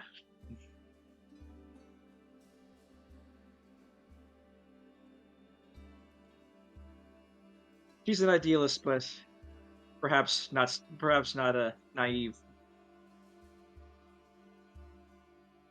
Anyways, always happy to be of service.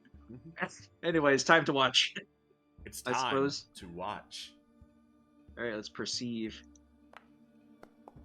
And I beef it the moment that I get told. The moment that Tyke thanks me for it. Dun dun dun.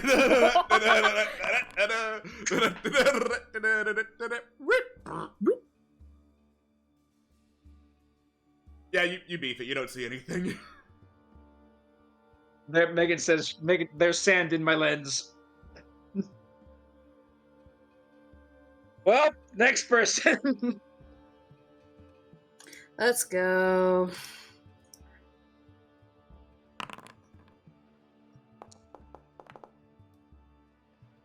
Let's go. Let's go. All right.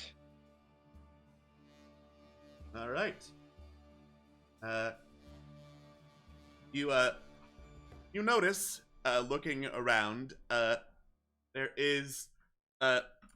looks to be one more cactus near the camp than there was beforehand. Taking a closer look, though, you see, oh, that is not a cactus. That is a man covered in green paint, holding his arms out like a cactus. Huh? His eyes are closed, and he's just, like, standing like a cactus, covered in green paint. Looks like he's been there for a couple hours. I'm gonna take out my radio. Oh boy, free water! I go I was about to say. Quotation mark swing. I'm not actually going to, but I'm gonna look like I'm about to. Yeah. I was about to say. Well, you know what would be really funny? He opens his eyes and runs away. Help me, my cacti brethren! We are assaulted! We are under attack! And then he points an arm at you. Thorn shot! Thorn shot! 1,000 needles! And keeps running away, holding his arms like a cacti as much as he can. Does that do anything? No! No, it does not. He's just yelling. He's just yelling. He's just running away in his cactus cosplay. Mm-hmm. I give like a very firm like nod, like that's right. It's like and leave and stay gone. They go back to watch.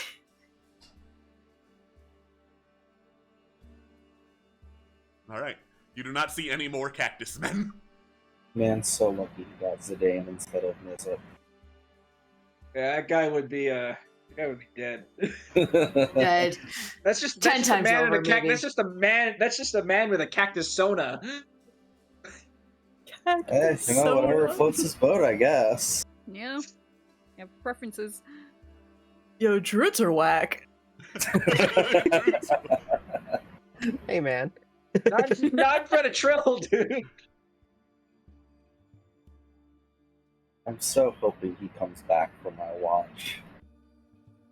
I need to know more.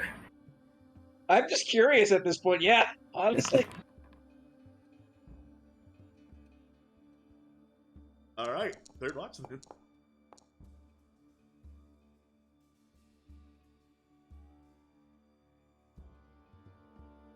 Alright.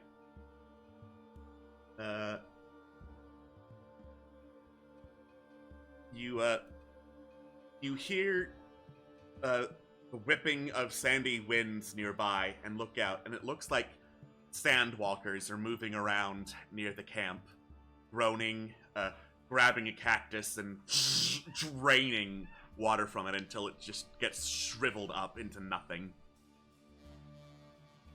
I'm going to watch them attentively and see if any of the cacti are not cacti.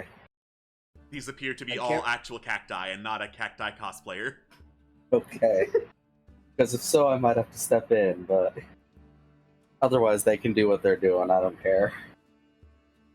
Wow, I can't believe Tears of the Kingdom stole Givdos from Sideria. It just keeps happening. It keeps It happening. just keeps happening! Mm-hmm. It keeps happening, bro.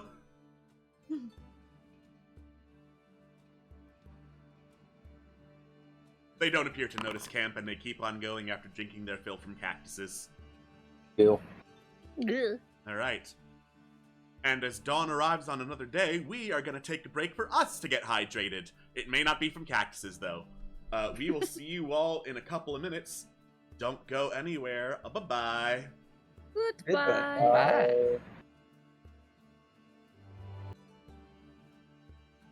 Hello and welcome back. Before we set out on the journey again, I think it's about time for a brief interlude. Oh.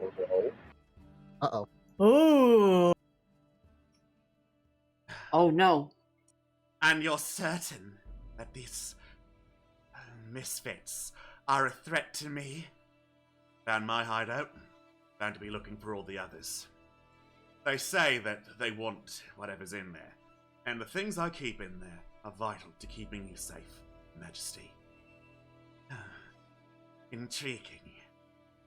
What would you have me do? I need more men. More men to guard the place, more men to hunt them down. However many hobgoblins you can spare to get rid of these jokers. Oh, jokers they are indeed. I don't think they're as much of a threat as you seem to, Quarrick. A liar. Really, like you said, they're misfits. Adventuring parties. Hardly a threat to everything we've built up now, haven't we? We were an adventuring party too. You were an adventuring party that came prepared. And your job was to kill the king. Who knows what these people are after? And by the time they get around to being any sort of threat, we'll be ready for them. Won't we? You always know how to comfort my raised spirits, Leviah. I will not be sending more men your way, Quarrick. You may deal with them as you please. Report back if they become an actual problem. Dismissed! Yes, Your Majesty. I'm so sorry that reports like this are getting more frequent. You worry ever so much. All you need to focus on is getting more of that Acherite, and you will be the most powerful king Sideria has ever seen, and no one will challenge you again. And what will you be doing in the meantime? What I do best here. Entertaining. Back to the party as we set off on our adventure. Ooh, he's scared. Oh Poor boy, I face. sure hope our enemies aren't plotting against us right now. Would be a shame, wouldn't it? Mm-hmm. What can you do? Alright. Come on. Don't be in the upper left corner, map. Let me show the nice people where you are. There we go. Yeah, it loaded in me there too. It loaded me in there too. At the very top left corner of the map. Well, that's dumb. Away Yeah. we go! Oh, Wait. Oh. Right there, that spot. That spot. Right here. Yep, right there. no there. You know, we are in the vicinity of those ruins that Carolina mentioned. I'm kidding. I'm kidding. On the way back. Kill the guy first, and then then we can explore the ruins. Yeah. So, are you killing the guy, or are you looking for the Acherite? Okay, well, Right. I think probably Acherite All right. for yeah. Yeah. At least it's a little prep. Yeah. Plus, also this way, if the Lord of Teeth decides to show back up randomly, we have something. the teeth guy. They call him Oh, yeah. Mr. Teeth. I was about to say Mr. Teeth.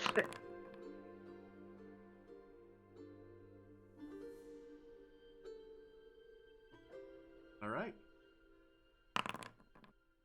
Either way, that's going to take you southeast, I believe, towards both Acherite and Place. So, you pack up, journey back through the desert. Torque gets some sand in their bits, but you manage to convince them. No. You can take a break. We're using the sand glider here because we're on sand, and eventually they seem to get it. Go along with the sand glider.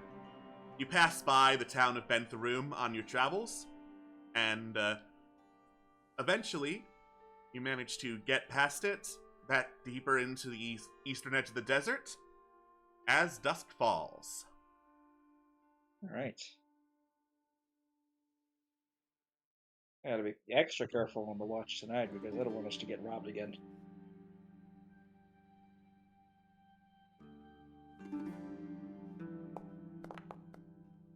Oh, come on! Oh, no! Let's fucking go. What? Do you want to use inspiration? Yes! Okay!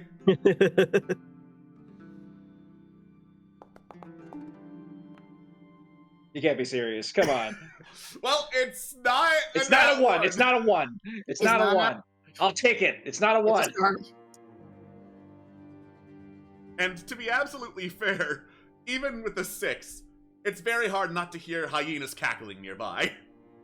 Oh, well. Oh, these guys again. Okay. I'm gonna like it size Knowles again. It walks up to Zidane, shakes him a bit, points towards the sounds of the cackling. All right, my turn.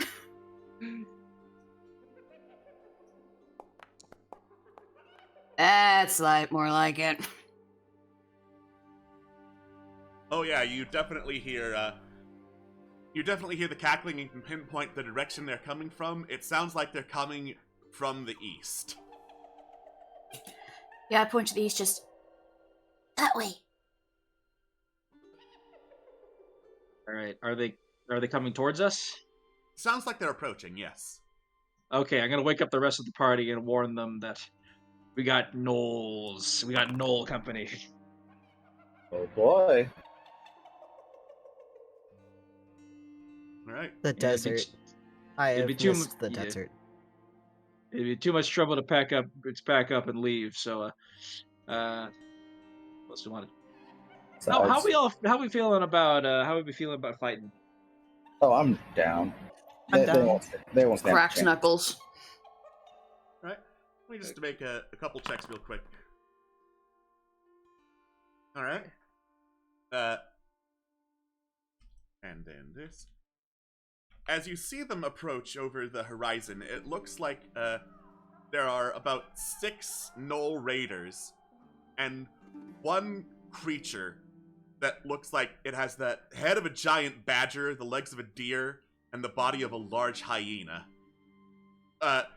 You see it, and then immediately you smell it, and it smells like death.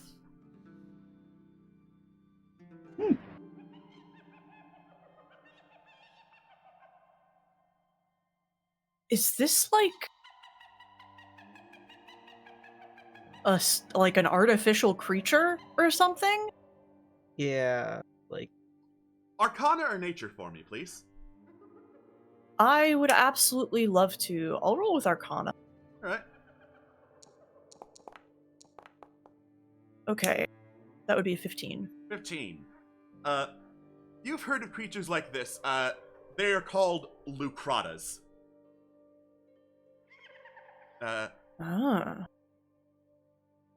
Basically, from what you've heard of the Knoll creation myth, during the rampages of the demon lord Yinogu, gnolls were created from hyenas that ate his kills, but others were transformed into these things. They are basically animated with demon ichor. They smell like death, and gnolls see them as a form of entertainment. These are the clowns.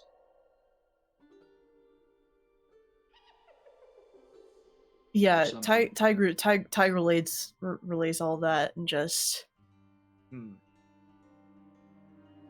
I think we should be fine, but I don't know. Demon Ichor, always concerning. Oh yeah, but we can take it. Yeah, we have a Holy Knight in our team, so Precisely. let's see. What smite should I use for this one? The divine one?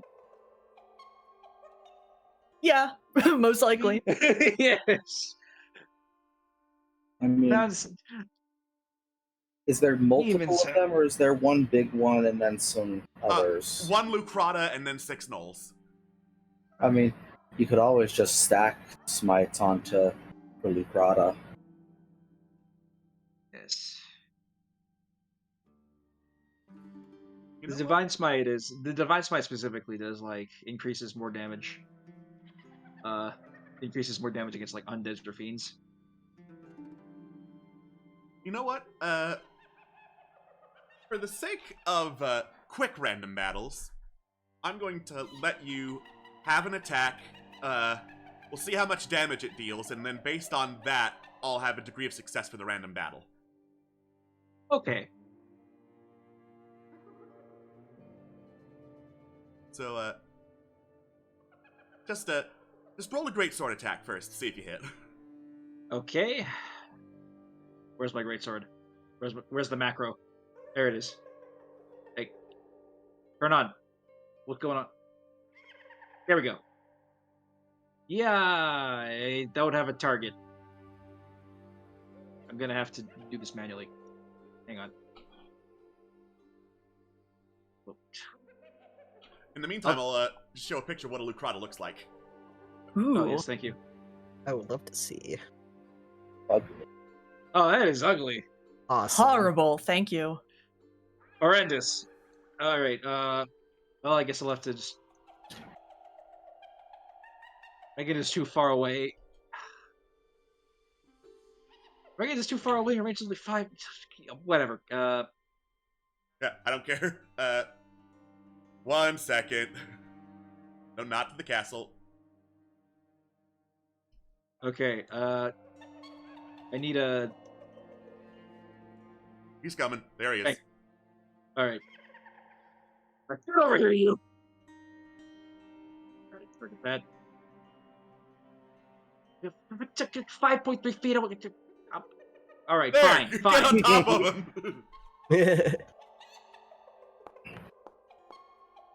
That's a hit.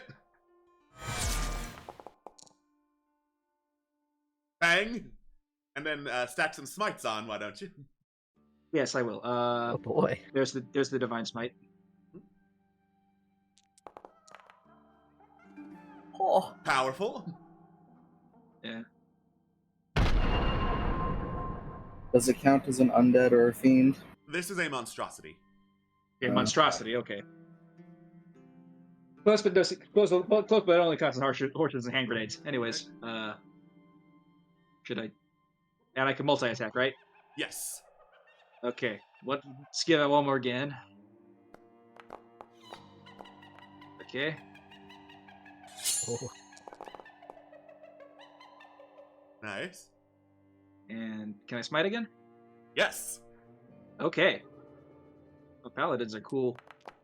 yeah, they are. Oh Paladins yeah. fucking rock. All right.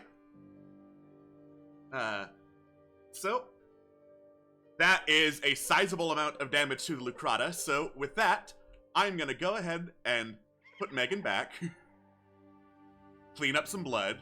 Yeah, get the blood off our table.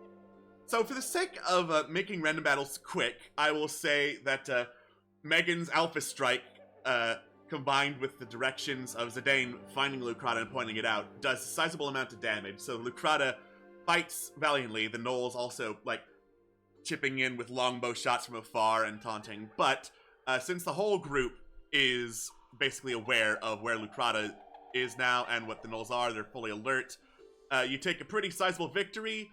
You will all take 5 hit points worth of damage, but you're getting long rested up, so... Yeah, we're gonna rest anyway, so... Nice. Ouch. Ow, ow, ow, ow, ow.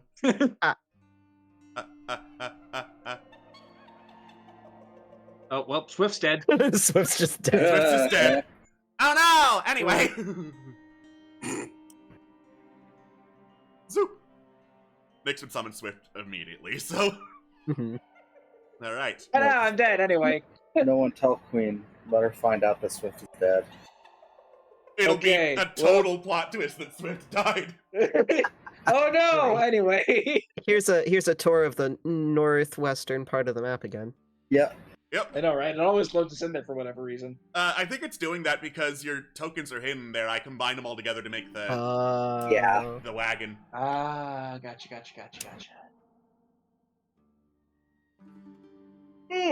All right.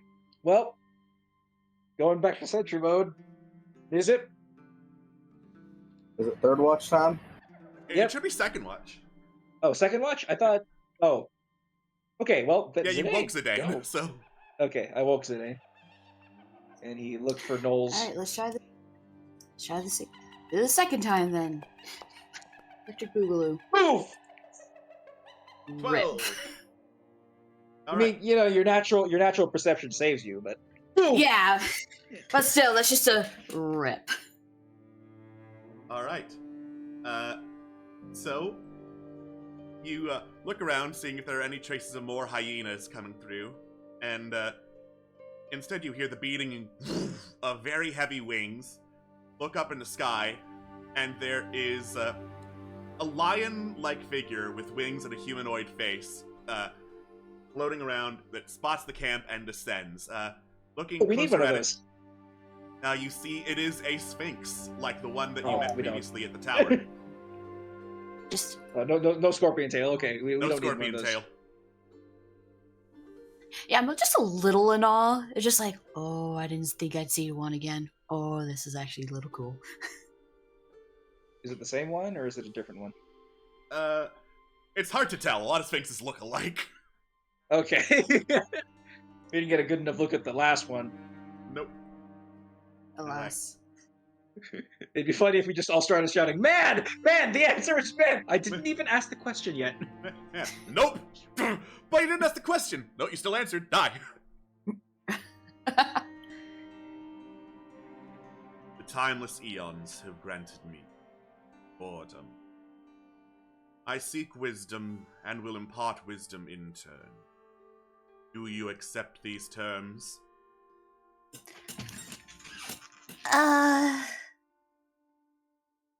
I'm looking back at the at the camp.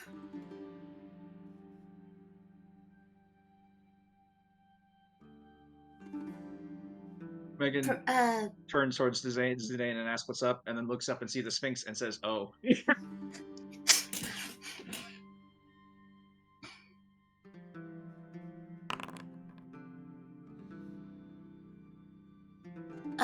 terms are good. Excellent. I impart this riddle. Push me or pull me, I care not which. Fill me or spill me into a ditch. What am I?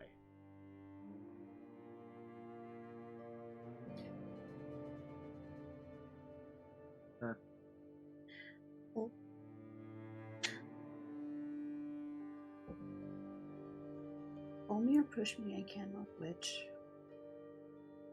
Fill me.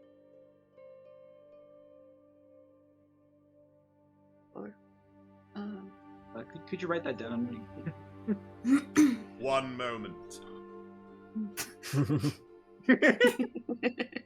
I'm sorry, we all have like some form of neurodivergency. Reading. Involved.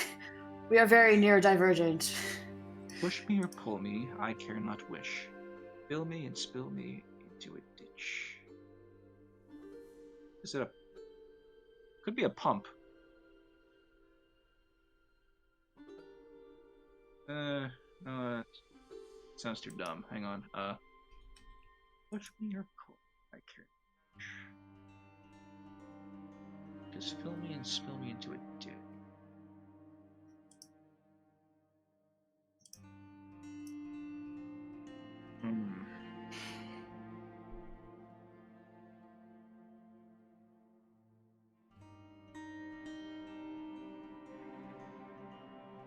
I look over to Megan. You have any idea?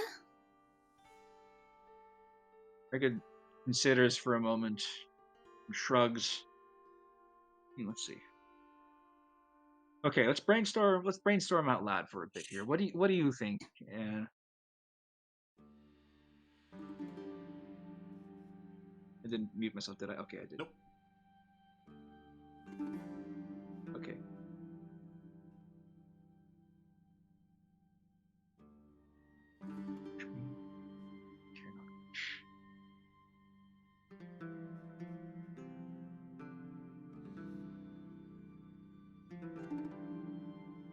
This is not the serious answer, but somebody who you bang and then they die afterwards, so you have to bury them.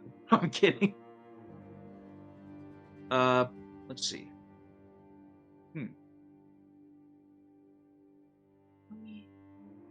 Fill me and spill me into it.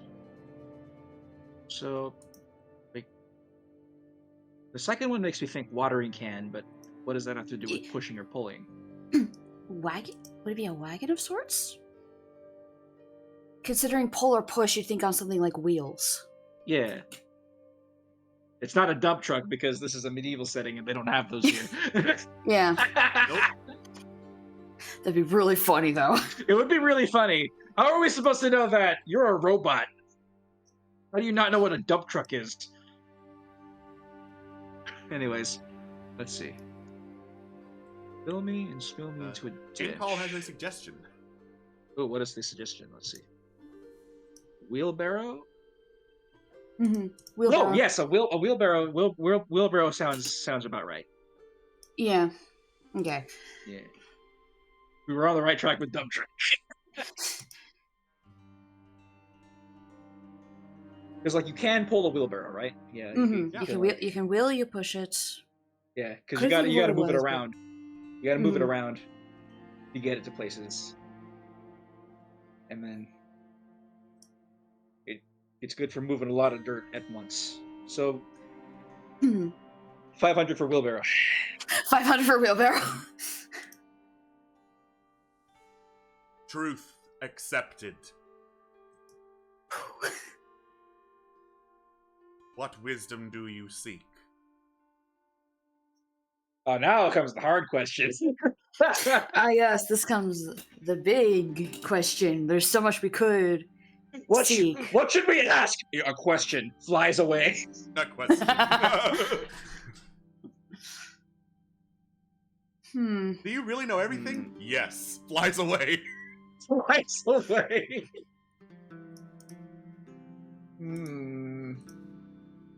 Wisdom. What is a wisdom that we need? What is a wisdom that we want? What do we want to know about this What world? mysteries have been tickling you? Mysteries have been tickling. Yes. Well, Zidane, it's your watch, so you have mysteries. How do I learn common more quickly? Not kidding. hands Zidane a phone that has Duolingo common on it.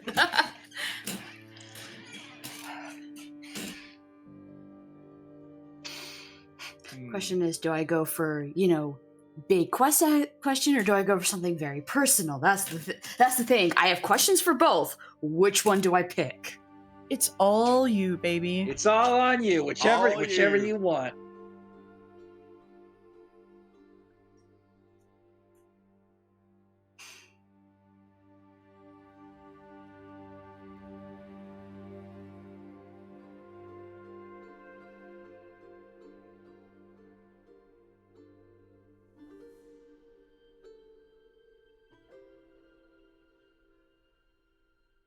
You want to flip a coin or something, or? Your inner Tig says, "Be selfish. I'm literally You deserve to learn more." Yeah, you. Honestly, like whatever burning questions you have, like take out like the gameplay aspect of it because like you know we don't know what to ask for that. What would advance Zidane's personal journey to ask of the Sphinx? Here's the question: how do I word this properly? I have it in my head. How do I Like word what do you want to say? Zidane wants to know when the hunters come into Sidaria. I'm just trying to think of how to word that. So either a case of asking when it would, or a way to know when they come back. Something along those lines. Ah. Okay.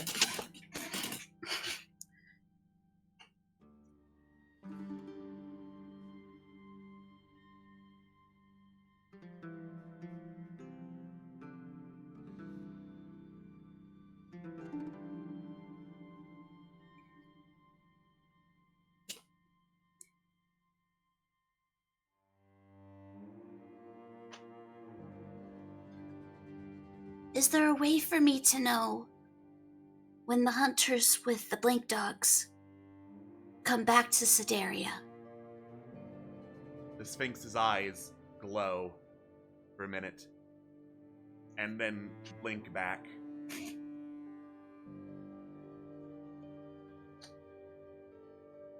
On nights when the moon shines highest in the sky, full, brighter than any naked eye, that is when moon gates open once more. That is when hunters come through the door. Till then, they march upon courts of the season. For which purpose? Only they know their reason. And if the doors open, will they return? That is a question for you now to learn. Full moons, Bars. highest in the sky. Okay. Thank you, Mr. Sphinx. Sphinx nods, flaps its mighty wings, and with the whoosh of dust, it flies back off into the desert night sky. Where's the moon right now in the sky? The moon is currently a waxing crescent. You can see it on the calendar. I can. Yes, I could. You're right. Yeah, if only I don't click out of the calendars because. Yeah, I just forgot about the calendar for a quick second. Yeah, I just look up at the sky. Hand in my pocket, like hands in one particular pocket, just.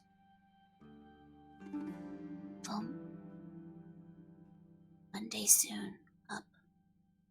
Megan asks Zidane what he's looking for.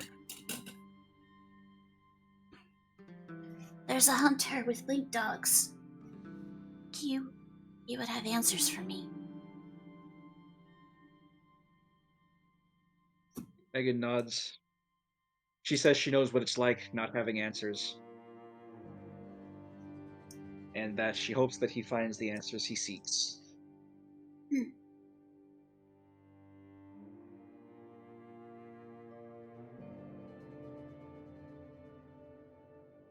I'll tell the others in the morning.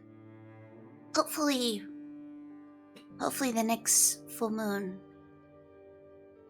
we are free to go see them.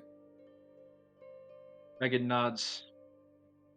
Megan nods and says that we'd better take care of business in this part in the desert quickly then, because we don't want to be when that happens. We don't want to be here when that happens. And she lets out a mechanical chuckle. Right. She says she's trying to be more lighthearted because she's a little self-conscious about how rigid she is all the time. She wonders if she's starting to wonder if she's too rigid all the time. Oh. Humor's hard, but you're trying. And you do a good job. double thumbs up. Megan nods and mimics the motion of the double thumbs up to Zidane. And then says, "Shall we go wake Nick? Not next. Nizip for the next watch." And I guess we'll go and do that then. All right. It's watch Hope 3. nothing too fun happened. Sphinx came in. Oh, what? Good night. Going back to try and finish some sort of trance if need be. Well, that's gonna bother me all night. Yep. You are bothered all night by the knowledge Sphinx was here. You missed it. Ah, dang it. Let's answer the riddle of the Sphinx. Oh, dang it. All right. Oh, Morning comes. It is a windy day out here in the desert. Whew.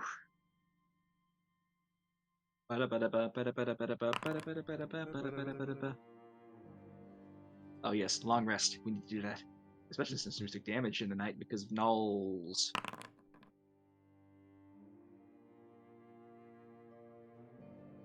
Because them hyenas. Them hyenas.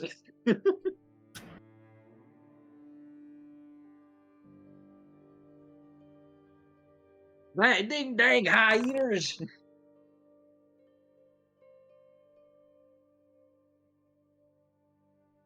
All right.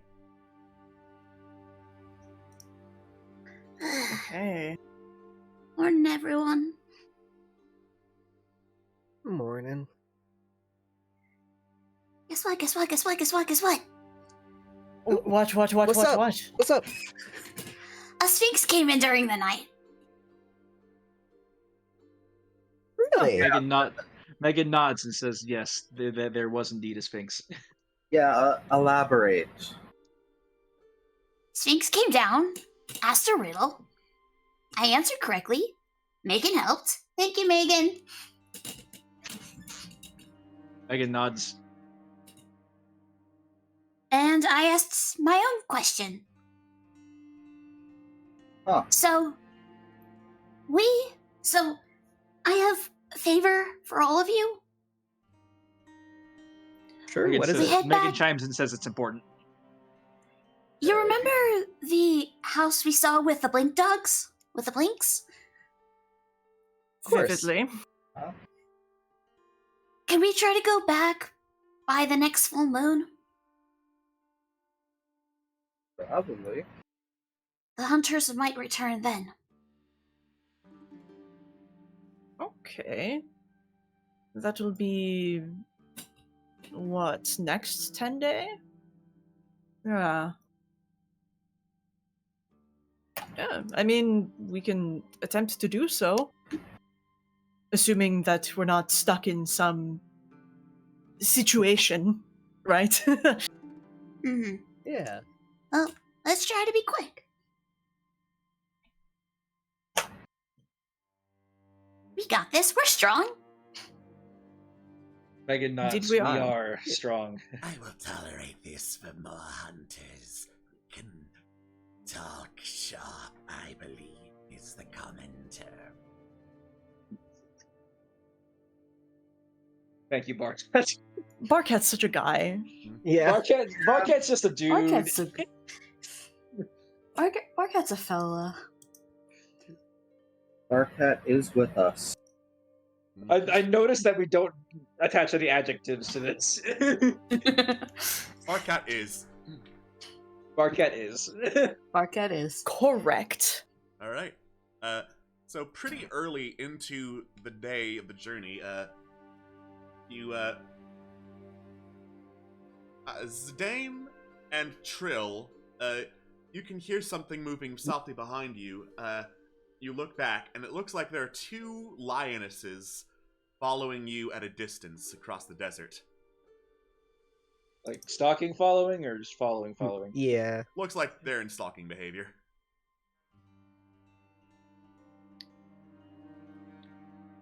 Oh no, they want a chicken dinner. They sure do. We got two tasty-looking poultries on our team. Jill, Yes. you want to talk? You want to talk? Yes. Although, if they're already stalking, I doubt much is going to change their minds. I mean, we could talk to him, or we could just bear him off. Megan turns towards them and asks if there's a problem. Being Lionesses. stalked a little bit. Lions. Megan nods, says she's inedible, and takes the rear. I'm just gonna. I am gonna address them and be like, "You don't want us." There's You gave me. where, yeah, it's like most of us probably not even good. Megan's not even edible. Megan's not even edible, so have fun breaking your teeth. But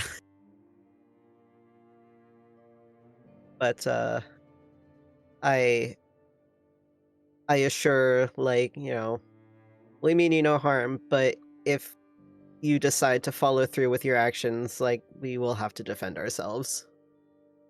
The lions hold their pose for a little bit. One turns to the other. They are a mighty band.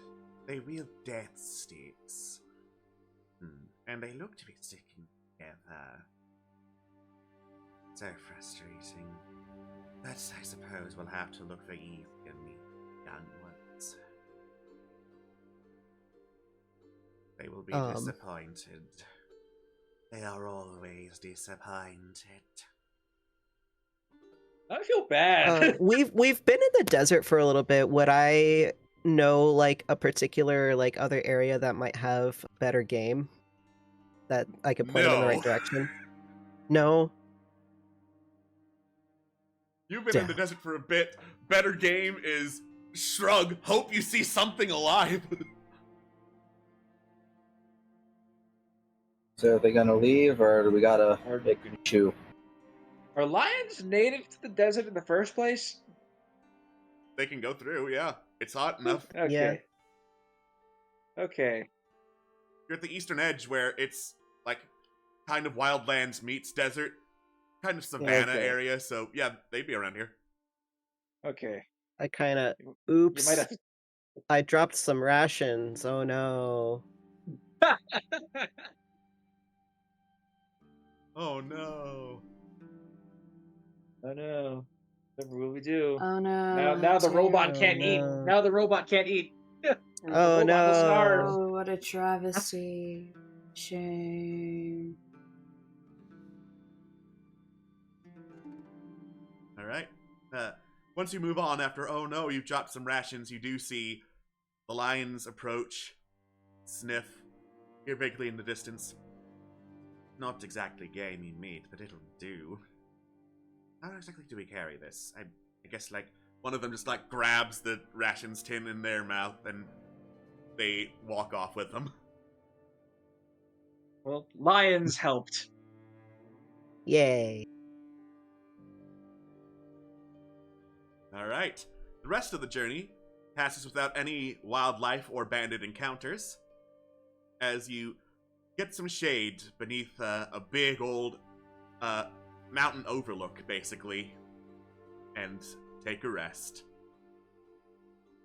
Megan walks up to Trill and says, "That was very kind of you.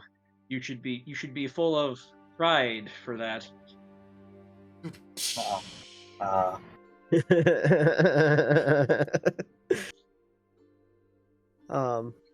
Robot mom jokes are best jokes. Yeah, like, Trill just, like, sighs and just, like, it's hard, you know? Megan nods. She says she is a machine, but she sees the beauty in the life of. She sees that she's seen much beauty in life as in her travels and in her time being active, and says that life is something that is well worth protecting. It certainly is. Say, Trill, what made Hmm. you want to become a druid anyways? Oh, well, I mean, it kind of has run in the family a little bit. I've always, I grew up in, more of a wild, like nomadic clan, block rather. And we've always just, taken care of the habitat and around it. It's it's something I've always respected and have grown up learning. So I carry on the legacy of my family, just trying to, wherever I go, I just try to make things a little bit better by the time I leave. Very admirable. So, sorry, this might be a bit of a personal question, but, why are you no longer traveling with them?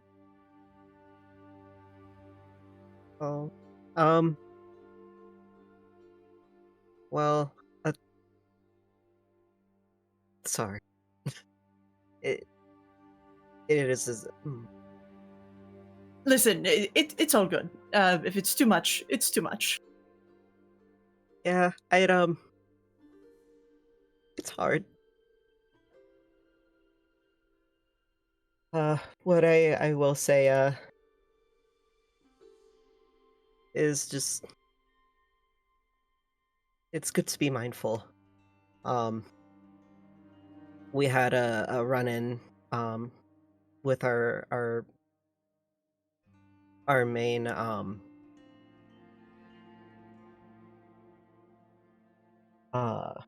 main environment, our home, and it was just a group of bandits just decided to burn it all to the ground and leave nothing behind. Hmm. We were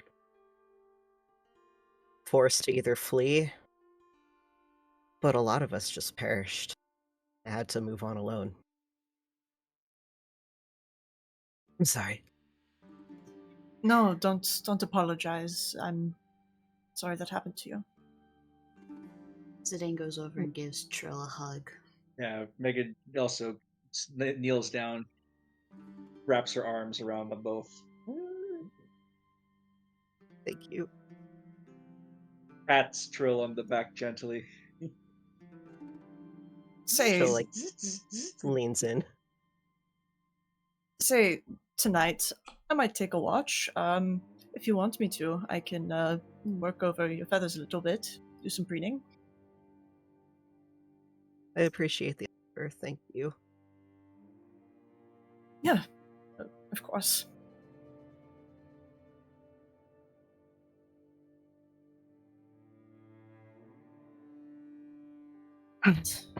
Acolyte. Yeah. Whew. Anyway. Mine Acolyte.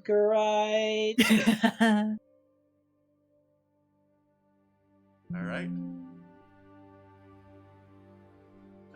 So, we're close to the end. I will say that unless you want to do anything on watch, no random encounters were rolled during watch, so we can just go straight to next day if we want. Sure. I'm good. Next day. I'm good. Next Yeah. day. All right. Megan needs a break after Knolls and Sphinxes, and well, I guess nothing after that. But It's still pretty windy, but you pack up quickly enough, head down through some mountain passageways, and by the time it reaches like middle of the afternoon, you find yourself in front of a bunch of like dwarven shacks, pieces of scaffolding, metal, temporary buildings surrounding a a pretty big, sloped down pit that goes down deep into the earth. Pinned to the door of one of the buildings, there is a folded up note that has a little doodle of a tentacle on it, printed on as a seal.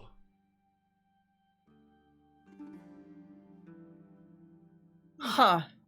Is that like a common seal? Like, would it like a seal of an organization that would be recognizable or something like that? History check, please. Sure, I would love to. It's the Squid Beak Splatoon. Okay, survey says that's a 21. It's no, commonly used sigil that you've ever heard of. Best you would guess, though, Izoneric is an octopus woman, and she was also in the area looking for Actorite, so she might have left this behind. Yeah. Okay. Well, we'll take the note, carefully peel it open, see what it says. Yeah. The note says, "Sorry, dears. Got here first. Got all the easy stuff that the dwarves didn't get. Didn't find any dwarves, though. Found a lot of blood. If you want to go below, good luck. They needed it. Izo." Yeah, Tig read that out loud and just folds it shut with a snap and just well. That sucks. There's still probably some on the ground though. We just have to Work for it. She did say Yeah. easy, John, but not all. There has to be some left. As much as I'm loath to work for things, I mean, I suppose we must in this case. I'm sure we'll be fine. Megan pulls out various tools such as the block and tackle, possibly the crowbar, and the lamp. Good call. Well, let's say we check around some of these shacks first, maybe get some clues, and then head down. Yeah. All right, sounds like a plan. All right. I'll let you do a more thorough investigation later when we do a next section, but I will leave you all with this. You don't find any sign of anyone having been in these shacks or operated them in a long time. But you do find in one of the shacks the door creaks open, and written in dried blood on the wall is a single message. The Black Beast cannot die. And that is where we're going to end our session. Love that! There's a black beast. Hell yeah. And I love that. Yeah. What does that mean? We will find out next time. When is next time? 2 weeks from now, probably. Because a lot of us will be out next week. But we will see you soon for more adventures digging deep and finding a black beast. Bye-bye. Diggy diggy hole. Bye.